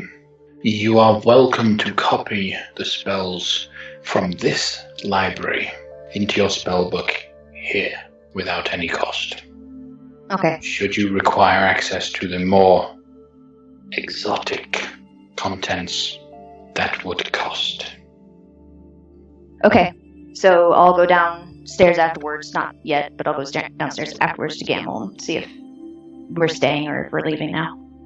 I think that concludes my business. I wanted to know what your claim to fame was, Lady Eusaris. I know Yopesh's edition, and now I know your Archmage's edition. What was your edition? My edition was a humble edition. There are 2 spell books upstairs, which, should you become high enough, I'm sure you would love to read. Keeping it close to the chest, I see. I can respect that. Yes. Yopesh was all ba ba ba. It has been a pleasure. You as well, Lady Eusaris. Thank you very much for taking time to see me. You're welcome. And she starts working her way back upstairs without really saying goodbye. Back downstairs to Yopesh. I have unfinished business with him as well. So I'll walk up to him and say, so about our extracurricular activities. Ah, yes. I have a shopping list if you happen to be headed that way. Yes, go ahead and give it to me here. And you think that these can all be found in the same area? Oh yes, I usually deal with the same individual. Okay. To get there, should I return here and allow you guys to send me, or should I? Okay. Mm-hmm. Awesome. And our contact usually does the return as well. Okay, you have a contact there. Good. Good. Alright, so questions involving that. How does time work relative to here and there? If I go there, will I come back and it be 100 years later and my family's friends are dead?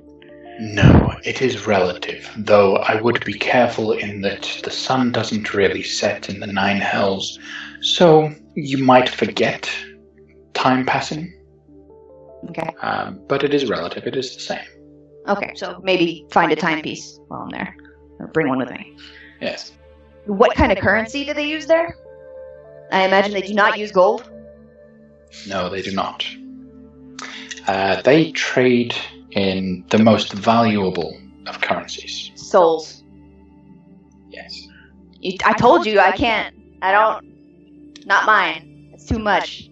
What other lead can you give me to obtain some in order to, or do you think that stealing from them would be a wiser decision? I want to say it wouldn't be. Stealing from them would not be a good idea. Right.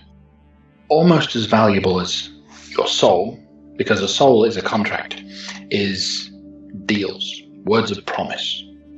You can often find yourself paid in a lot of things that you should require if you're willing to sign up for the correct and the appropriate contract. Maybe I can give them someone instead. I'll work on it. I'll see what I can do. I think that's all the information I need for now. You're welcome. So, would you like the shopping list then or now? I'll go ahead and take it now so I can start thinking about it. And Okay. see how much it's going to have to cost. Right. So you look over this list and you see a couple things words that you've not really recognized used together before. There is a heart of Ashbar that you don't know what that is, but you kind of assume that it will be, like, they'll know what you're looking for in there. And there is something that looks like a name so much. It looks like the name Mikhail. And as he points to the name, he says, we have a usual arrangement of goods that are passed regularly back and forth. He has a shipment that I require. You'll be able to find Mikhail without any trouble. And I'm to return. Simply return with the shipment. Okay. Okay. All right. Right. Thank you very much again, Yobesh. Until next time. And with Gamel in tow, you head out. So, what is everyone else doing? The morning is dawning. Like, it's now only about 9 o'clock in the morning. You've properly riled up the city of Luskan. Lael, high up in the ship, what are you doing? I'm going to take this opportunity to speak to my mother. Okay. I'm going to go down to the storage room where it's a bit quieter. Get the sword. Morning. I'm above Luscombe. Long story. Don't ask.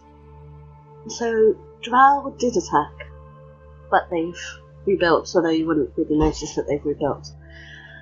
And they were here looking for Grumph. Interesting, comes the familiar voice out of the sword. Yes. Also, it seems Jarlaxor is here. Sure you remember that fellow. Yes. Yes, and for the price of knowing who they were looking for, he wanted to take them to dinner. He did not ask my permission. Yeah, don't worry, it wasn't dinner. He instead chose to give me a business proposition, which was more in the form of blackmail. There's another Drow surface family here, and apparently they are making moves on Gontalgrim very soon. And he wants information on this family, and in exchange he won't tell Grandmother where our surface operations is. But I've had a thought. Grandmother knows where the promenade is, so if she really wanted to tell the Banways where our most valuable people are, she would just tell them that, rather than where Father is and everyone else in Solvino. Though I would initially say, do not trust a word that comes out of that filthy creature's mouth, I would always take everything he says as gospel. From his reputation, tends to know more than anyone should. If you're telling me that we are in danger, then we will move. Silvery Moon isn't working out for us. Very well, then maybe we should do that. For safety and security reasons, I will let you know where we go when we get there. Okay. Well, I'll continue my work on the surface and see what I find out about this other surface family. Be strong, and do let me know when you've figured out what other race is going to help us. Some good work was done in Brunshanda. It's quite cold up there, though. I don't think you'll like it. Thank you for trying. Bye, Mum. It all goes silent. Okay, so what would you guys like to do? You are more or less soaring above Luskan, still kind of drawing attention. The city's not really calmed down so much from what was going on. Are we still on the flying carpet? Well, that's up to you guys to decide what you would be doing. I'd assume you're kind of flying between and keeping everyone updated on what's going. Yeah. Aaron, have you landed it yet? I'll be asking if you wanted to try and fly it, because you seem interested. He's, I'd say that they're just sort of flying alongside the ship. Owen's actually just idly just stroking the fabric, feeling it out, and he just sort of pipes up, lost in thought. He said, "My father used to tell me stories about these things, Yeah, I know. I used to hear the same things when I was your age. Tell me, tales about thieves and genies in lamps and all that sort of thing. Never for once thought that I'd actually be riding on one." I think in the last couple of weeks your life's changed quite drastically, haven't it? Yeah, you could say that again, but maybe it ain't all that bad. Venturing changed my life. Yeah? You say you grew up in an enclave of sorts. No, I work for an enclave. Oh. Yeah, the Emerald Enclave. It's a fairly large faction. They are responsible for the natural world, not civilization. And they have me maintaining the order of that. But no, I grew up in a village down near Waterdeep. Didn't you say a ranger took you in? Duan, yes. Another ranger, an elf. A wood elf. He sort of looks a bit awkward and he says, "You lost him, didn't you?" I thought I did. I'm sorry. It's okay. I found him again. in the Underdark. But it was... I know what you're going through. I thought he was dead for 7 years. Having him back is... I can't put it into words. Suppose I'm lucky in a way. I mean, at least I know what happened to my father. He had to spend so many years not even knowing. I mean, that's what they say, innit? It's better if you know. Yeah, I think it is. I spent a lot of time wishing I'd died with him. I'd gone back for him. Well, you lot may be mad as a box of frogs, but now I'm starting to like this. It's a good living, and you can keep your head. All these weapons and all this magic can make you feel invincible. Don't think that way. Already died. There's always something bigger out there. And as much as we're making this look easy, there's creatures out there that could decimate us all very quickly. As long as you keep with the rest of us, it's going to be fine. You're going to make a lot of money. And you'll see fantastical things. I'm riding a magic carpet with a bloke who can turn into a bear with a soul-sucking sword on his back. I don't feel any bigger than I am. Don't show yourself short. You're turning into quite a giant slayer. Oh, it's only 2, but yeah, it's not too bad for a little boy from Tom's watch, eh? I count 3, my friend. And Right. that's one more than I have. Ah, losing count. Well, I'm competitive, so... Right then, so I've got one up on you. You'd certainly give my wife a run for her money. And she's a better shot than I. What's her name? Osrin. And she's also a ranger. And she particularly likes giants, and is fairly annoyed that she didn't get this mission and I did. One of us had to look after the kid, so... You have a kid? Yeah. A little boy. He just sort of nods and smiles, just looks out to the sea, to the horizon, and says, he's lucky. Thank you. You'll do alright now. Keep your aim true. Do you want to know how to fly this thing? Well, really? Yeah. This is probably more useful to you than it is to me. Just sort of like looks a bit dumbfounded for a moment, but he quickly just sort of gets an eager look about his face and just says, alright, let's do it. Alright, so we'll take it into the ship. And I gather that he has to then say the command word to take control? Not so much. It's not so straightforward as he must be the one to do it, but it helps his connection with the magical item if he's next to it when it's activated. Okay. Okay, so we'll take it in. I'll tell him the command word, and I'll basically sort of, like, we're both next to it, so I'll be running my second fiddle and coach it in. So you guys work together over the next hour or so, work on mastering this flying carpet.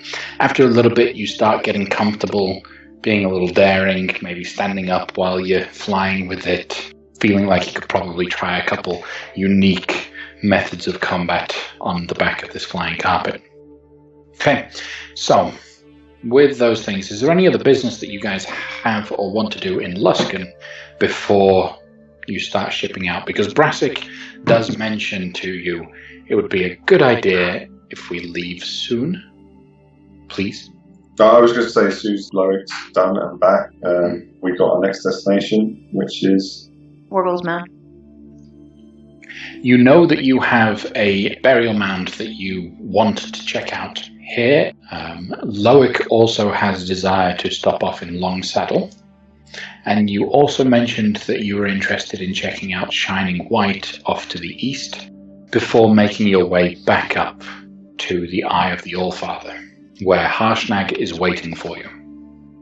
I think we also wanted to test the dragon cultists here. I think that's what we agreed to do in Luskan, to see if they would have any objections to dropping off our stuff.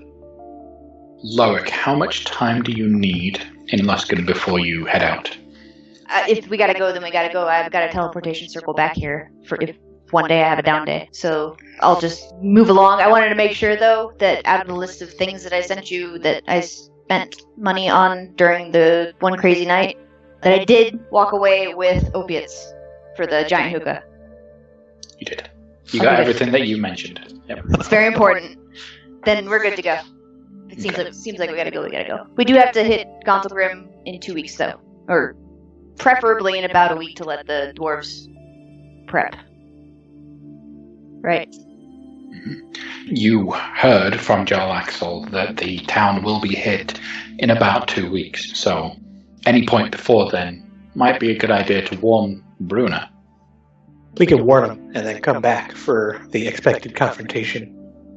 How long does it take to get to Morgul's Mound or Gontalgrim? So to get to Morgul's Mound from where you are, you could be there end of the day if you left now. Like if you left midday, you could get there before sundown. Alright, I'm just going to pitch this out here. All of these little side trips have been pretty quick. We could potentially go to Morgul's Mound and then Gontalgrim and then come pick up Loic the next day if Loic really wants to spend some time there to do his thing and copy these spells down. Presumably if Loic's back and he's basically come back and said like, oh, well, yeah, I had things to do. If that's the situation, then he would suggest that. Or if we potentially have this, we could do a turnaround and come get him back and then head to Longsaddle afterwards. Well, just remind me, not Gamel, but Matthew, what we're doing in Morgul's Mound? Picking up one of the Relics. relics. So when you went to the Eye of the All-Father to find out what you need to do to solve this problem, it mentioned that before it trusts you with the solution, you must provide an ancient relic. You guys took the map of all the burial mounds where these relics could be found and decided rather than just get one, you're going to get a couple. all of them. Gotta catch them all. Somebody was going to say that. And there's one more in Morgul's Mound. I want to make sure that I definitely get to Gontalgrim, because I don't have their teleportation symbol yet. Once we do get there, then I can we can stay there a couple days and I can hop back and forth between Luskan and Gontalgrim very easily. Loic, Gontalgrim is one of the options you could have purchased in Luskan. Yeah, but I'm not going to spend money if it's free. Okay, fair enough. 250 gold. I need that. The scrolls and stuff. Okay. So For the opioids for your giant hookah. That too. what's the plan, guys? Morgul's Mound. Mound. Well, but do we want to test the cultists? I don't really want to do that here with all of Luskan riled up against us.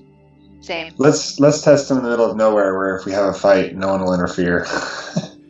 Okay, but if we go to Morgul's Mound, we're going inland, and our only other ship is not flying. We'll have another chance at Waterdeep. I have Let's a do it. cart. We'll do it at Gontalgrim. We've got friends there. I bought a cart that dismantles into several pieces and it's stowed away in the storage room. So if we do end up stranded inland, we can still carry all our crap, including the giant things. Okie doke. Well played. Good. It's nice to have a backup. Okay, so you start flying towards Morgul's Mound. It takes you almost the entire day. The sun is setting and well past the horizon by the time you reach the area. As you fly towards the area of Morgul's Mound... I'd like to tune into the staff during this trip too, by the way. Okay, cool. So I will create a handout for you at another time, but if you happen to have the Dungeon Master's Guide, you can turn to page 201 for the details of the Staff of Fire. Out of curiosity, the magic carpet, is that something that can fit in the bag of holding, or is that something one of us is actually going to have to carry? It's 4 foot along one edge and 6 foot along the other. You could roll it up and possibly get it in. I was thinking that it could just be rolled up like a bedroll. So, you guys are approaching the area of Morgul's Mound, and when you get close to it, you notice that the hills like you've been traveling over various different hills, they're starting to become a little more organized. And there's a point just roughly where you know to be Morga's Mound, where the hills almost seem like they're shaped like the silhouette of a great ancient dragon. So you can see hills for the head, the neck, the tail as it widens around, huge spread out wings off to the sides, and straight down the length from top to bottom of the tail, there are large bits of what appear to be bone sticking out of the ground, almost perfectly in line with what would be a dragon's spine. You fly over it a little bit, and you notice that there's some fires lit. There are some people down there. You guys are flying up at whatever height above Morga's Mound that you wish to be at, a couple 100 feet high. But you can see that there are some humanoids down on the ground. Being dragon related, Aaron's going to ask the Captain Bassett if he is aware of this location or he has any knowledge of it. He thinks. I have heard of it, yes. The bones are actual dragon bones, but they have been moved to this area. The hills are just some formation of these Uthgard barbarians, whatever they worship. It's not a dragon. Do you know what the dragon's name was? No. Probably not powerful enough to have earned a name. Well, real dragon or not, I've got a bad feeling about this. A bad feeling about everything. Yes, because so often I'm right. Those are probably Uthgard barbarians down there.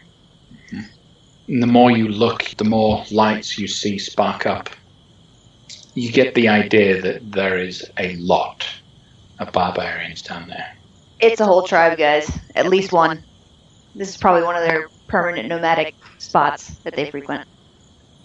Should we do this stealthily or Do we know what diplomatically? the relic is that's here?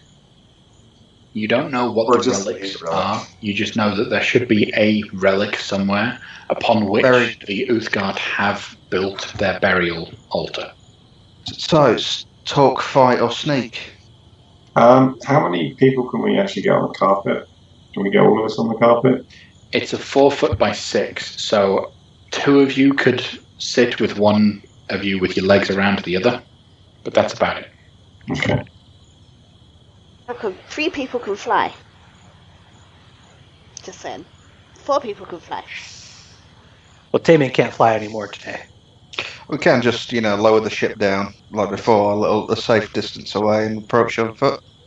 No, that's kind of what I was thinking. Maybe we can use the carpet to stealth in. Owen just sort of looks at him with a cocked eyebrow. Like, maybe a couple of us can do that while the others distracted. I like your thinking. Let's just go parlay with them and hope that goes better than our previous parlay, and then have 2 people sneak in the back and try to steal it while we're talking to them. Come on, Or Aaron. rather liberate it. That's kind of Loic's expertise right there. You game for that, Loic? Yeah. Yeah, but you don't look too great.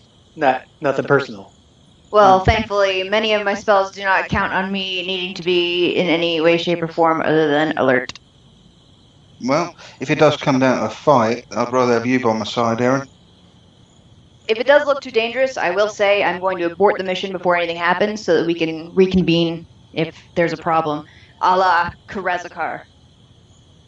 He's sort of, Aaron's just looking at Aaron almost pleadingly and saying, like, come on, you and me, we can sneak past all these filthy barbarians. I'm not worried about sneaking. I'm kind of worried where the relic might be. If it's buried, we're going to have a tough time getting it out, and Loic would be much quicker using his magics to do that with you. I can detect magic. I've got some little skill in that. No, finding the thing I'm not worried about. It's removing it from wherever it may lay.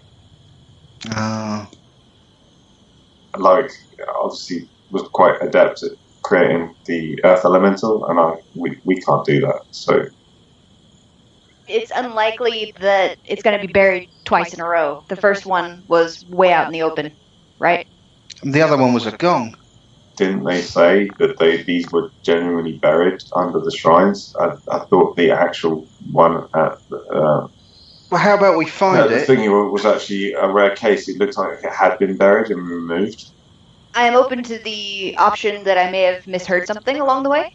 Maybe I can concede that maybe I heard it wrong, but But we'll see when we get there. I'll scope around, I'll investigate a little bit, see if we see where it's at. I think you guys are very adept at sneaking around. I don't know what value a distraction force will bring to the table, though. if we land and draw them out, it will allow the others to obviously sneak in as a distraction, but they might be on alert if we just saunter away. So we land very visibly, and we ask them for directions while you guys are sneaking around. Does that sound like what to do? Yeah. On the carpet. Who else is sneaking? You say you guys. Who are you referring to? I was going to suggest you and Owen, and then I can be on hand in case our parlay doesn't work so well. Owen, can you follow directions? I don't know, can you? I make them. Oh, sick man. You don't make mine. I don't want to work with them then. I don't want to work with you either. Not in this particularly. Not in this ultra important, everybody's going to be on us if we screw up situation. Yeah, sinking the ship was real smart, wasn't it? I had actually planned for what was going to happen afterwards. I wouldn't have done it if I hadn't. Alright, guys, come on. We're a team. Team spirit. Bressic walks past all of you, straight to Lady Lael. Should I put the ship down or stay up here? They're taking a while. Yeah, they normally do. Take the ship down, please. And we'll just deal with what come may.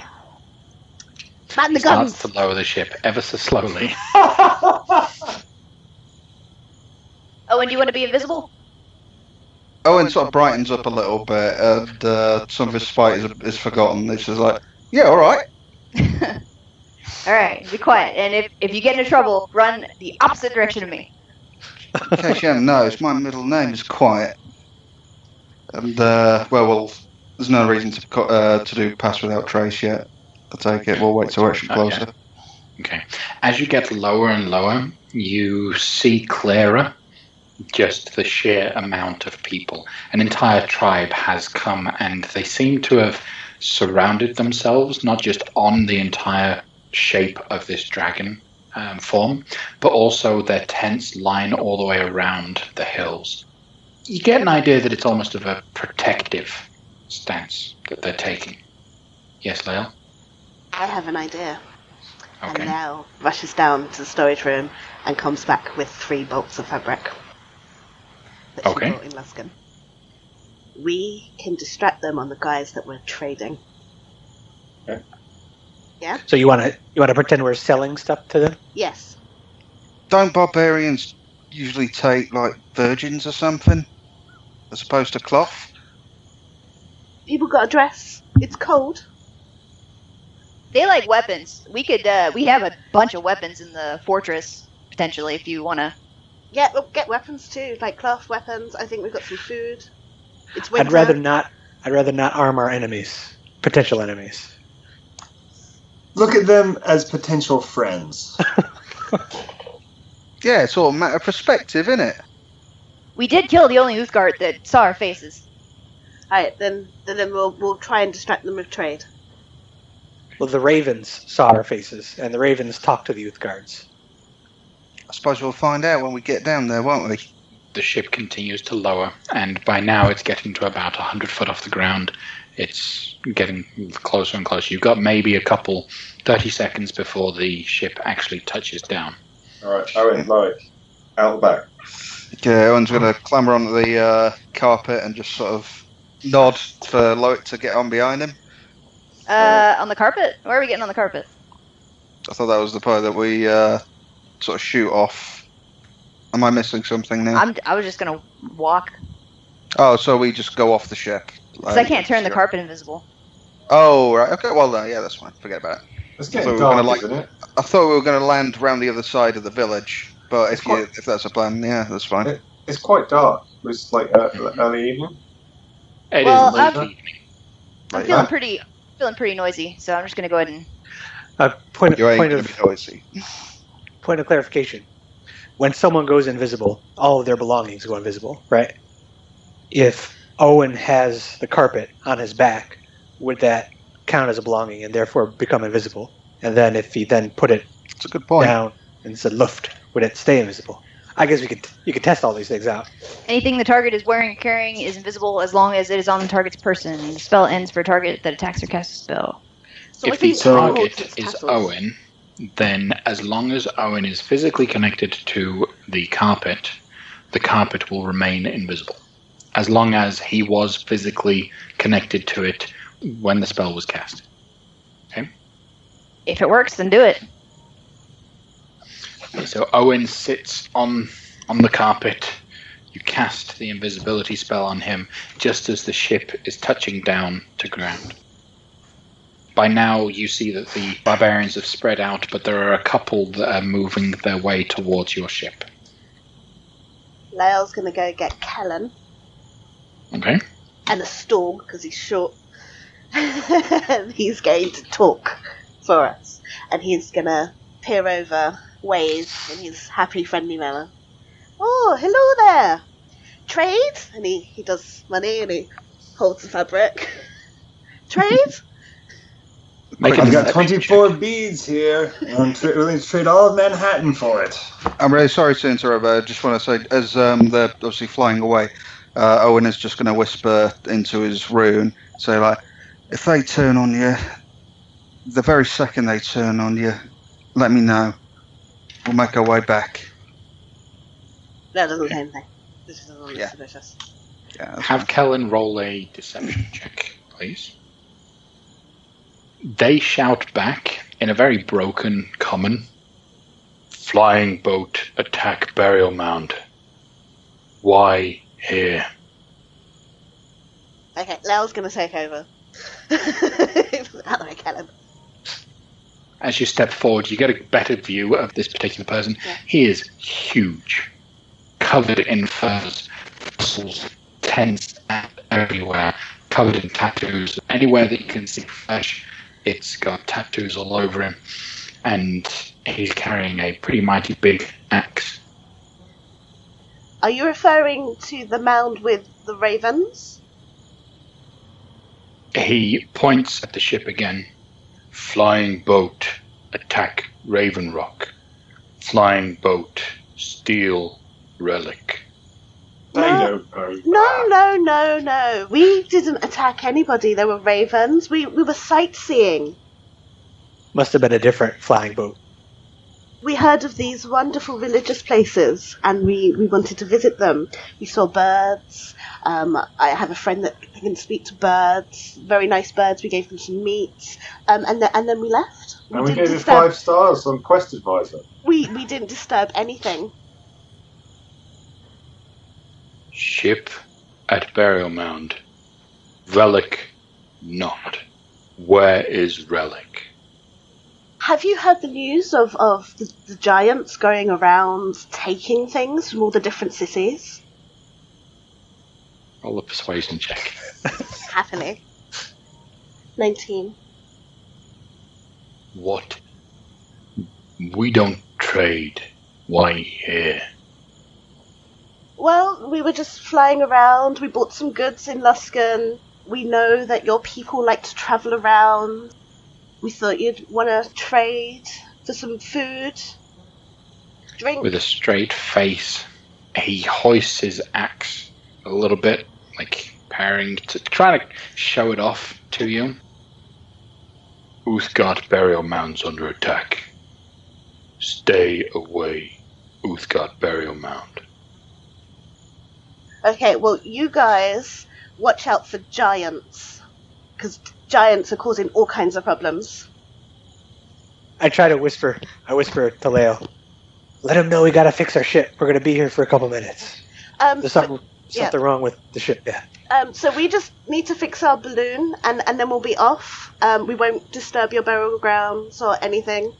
If you want to stay and watch us, put some guards on us to make sure we don't go anywhere, that would be great. You stay with ship.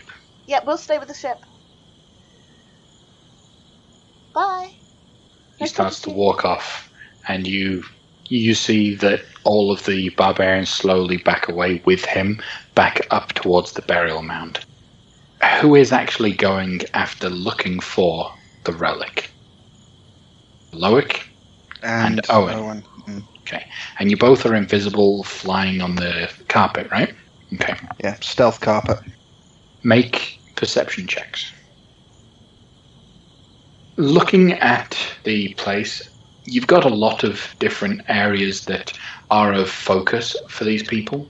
Particular note is at the head of the dragon. There is a altar, just kind of where the top of the crown of the head would be. You can see laid onto that altar is some fruit, some produce, and then a sheep that has been sacrificed recently. But there is nothing else kind of in the area that shouts out relic worthy. However, there are approximately 100 barbarians crowded around and between you and the altar. Okay. So he just sort of nods in the direction of the altar, says like, found the altar. Can you see anything about it that is compelling to them besides the fresh meat?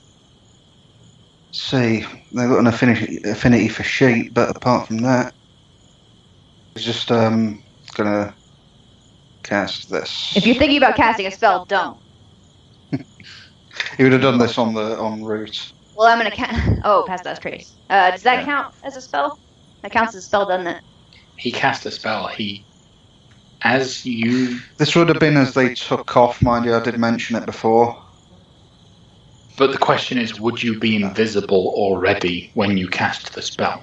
Well, I mean, if I did mention it, but I probably didn't make myself clear earlier. But so, if you cast it after you turn invisible, you and the carpet will become visible. Yeah, because it's taken an action. Yeah, I did mention it before as we were making preparations, but I mean, as I said, I didn't make it clear, so we can disregard it if you.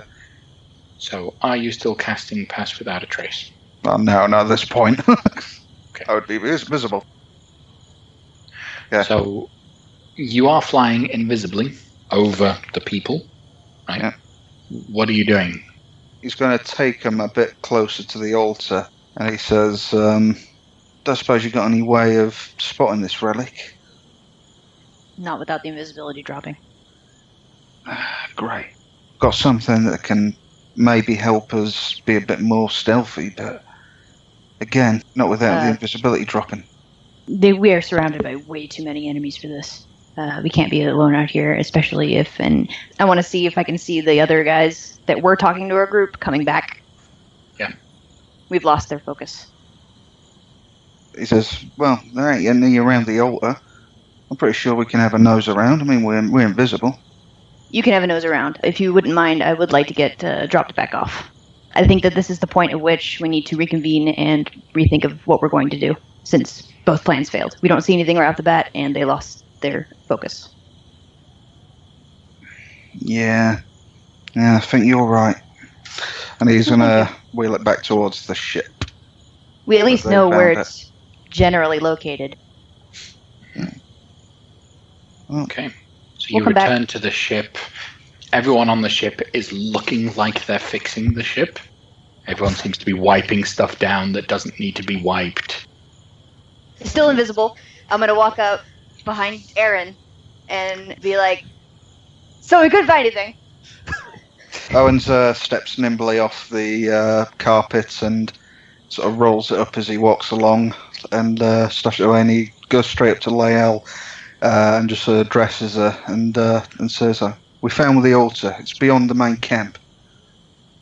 But we couldn't see anything around it. It very likely is buried. Dead sheep, huh?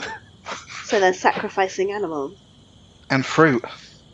How far from the ship is the altar? So the tip of the dragon's head mound is probably only about 75 to 100 foot away from you. It's not far, but there is a mass of people between you and it. Loic, can you send your elemental underground underneath all these people to see if there's a chance the relic is buried beneath the altar? Yeah, I can. I'm gonna have him. I'll summon him, and then I'll have him enter the earth way, way far away, so that they don't feel anything. We'll do it that way. Unless anyone have any other ideas? Owen just says, I'm pretty sure I can get to that altar and hang about near it without being spotted. While I believe you, it may be easier for us to escape if things go wrong. If one of us is not the one that's there. Hey, I've got a carpet. I'm fine. We can also try and offer them something to sacrifice. We have fruit. We also have a albino white lizard with feathers. They seem to like dragon things. I think my elemental is going to be cleaner than that. So I'll say this much. This is their home. We have no beef with them. If things go into a fight, I don't... If we're trying to get this and escape cleanly, fine. But if this turns into a situation where we are fighting and killing people because they're just protecting their home and we're trying to take something that we don't need, strictly speaking, because we have the other three, right. that I'm not on board with that. So I don't want to fight an entire tribe of Uthgard people either, so I'm with you. So if we can steal it cleanly, fine. If not, maybe we let this one go. Okay. Well, how about I go to the altar? I mean, he just sort of looks down at himself, assuming he's still invisible, yeah? For a little bit, yeah. Only about 10 minutes has gone by, so you've still got plenty of time. So he says, I can get over there. I can do my thing, try and blend into the shadows. I can easily report back quietly to Lyell. I can try and detect where that relic is and relay that information back to you. No risks, I promise. We didn't see anything that was obviously above ground, did we? I mean, we would have seen. The only thing was the altar itself that was above ground. So it's really likely buried, Owen. And if that's the case when you get there, what are you going to do? Well, one of the relics was disguised as a gong. Who knows? Maybe it was maybe this relic's an apple. An apple or a dead lamb, or yeah, sure. No, we'll send the Earth Elemental. It's safest. It's the cleanest. They think we're cleaning out, fixing our ship. They won't have to y'all. About it. Yeah, the worst case scenario is if they start attacking it. If you, for whatever reason, and you do get discovered, we're going to have to start killing people to save you, or to try and get you out of there, or to just delay enough time for us to get out of here. I don't want to kill these people. I don't think any of us want to kill these people for protecting their home. No, of course. If we send the Earth Elemental in and they attack it, it's just an Earth Elemental. We can walk away. I managed to sneak up on those Githyanki things without them knowing I was there. I'll see these barbarians coming a lot quicker than they'll see me coming. No. I've got the carpet and I can fly. You know that earlier conversation we had? Fine. I trust you. I trust you can do this, but this is the least complicated one. You'll have your chance. You've proved yourself already. You don't need to prove yourself anymore. Leo. Yeah. Sorry, there's a spider on my desk. Brassic immediately runs over and just... Sorry, my lady. Can you distract the barbarians some more and give Loic some time to cast his spell? Maybe we can ask them for some difficult-to-find thing to help prepare our ship. You should go to their shaman and ask them who they worship and tell them about their Lord and Savior. And offer them some fruit. Okay, yes, let's go do this. Right. Wait, why don't we offer them Angeste? They can't kill her. And by the time they realise they can't, it'll be too late, right? It had actually occurred to me myself. You guys keep watch passively. I'm going to go behind the ship here and conjure an elemental a little further out. Yes, that's why I suggested her. Okay. So you cast your spells and you summon the Earth Elemental. And what is the instruction that you give him? This is a stealth mission, so I need you to be as quiet as possible. I need you to shift into the Earth here and travel all the way over there to the crown of the dragon. There should be an object with some arcane energy on it. Can Owen cast Pass Without Trace on the elemental? No. Pass Without a Trace is a spell on you and anyone that stays within 30 feet of you Ah, gains yes. the benefit of it. Yep, fair dues. You get a sense of recognition from the elemental. He understands the instruction. He will proceed. He immediately starts melding into the ground on the opposite side of the ship. So the barbarians don't see him do this. And a couple moments go by. Nothing seems to be happening. No one seems to be alarmed at all by anything. All seems to be going well. About 10 minutes go by. The elemental starts popping back up on the other side of the ship, walks over to the edge of the ship, and holds his hand out to the edge. And in his palm is what looks like a tooth, a giant's tooth. He just holds it out. Thank you, my friend. You are dismissed. You may return from whence you came. And his form just immediately melts and drops to the ground. I'll sit in Now here, catch have it. an additional relic. Let's get out of here. I just kind of smiles and says, couldn't have done a better job myself. So, as you all fly off into the night and away from Morga's mound, you sail off into the distance. We'll end the session there tonight. Good Well job, done, everyone. guys. Good job. Thank you for the staff. I love it. No problem. I'm fire You'll love resistant it. now. You'll love it until you can trade it away for membership in another group. Nah. Or Wave wave. is a For trident. more cheek Oh, tricks. I don't do tridents. Well, and thank you, Aaron, for fulfilling young lad's dream. It's all good. Flying on the carpet. I don't know how I'll take that. However, it'll tie a little bit into his story. Well, not the carpet itself, but the significance of it. But it'll come later, I'm sure. I just realised I squeaked with the spider and I'm a drow. You did. Blah! Get it! She is always watching you guys. So, do attacks with a rolled-up newspaper have advantage against Lolth? I feel like you've asked that before. No, but they do have a damage bonus. There you go. She's vulnerable to newspaper. No, we just need to invent it. Get it. We will continue the story as you guys head out of Morga's mound next week. Same time next week. Cool. That was great fun, that session. Yeah, Glad you guys enjoyed it. You did manage to kill a goodly number of frost giants. Will it be auto-smite time? Who knows? Find out. Next week. Everyone gets 2,700 XP. I get auto-smite! I'm level 11! Congratulations. No you. idea how long she's been counting the days. I I'm a smite frog. automatically.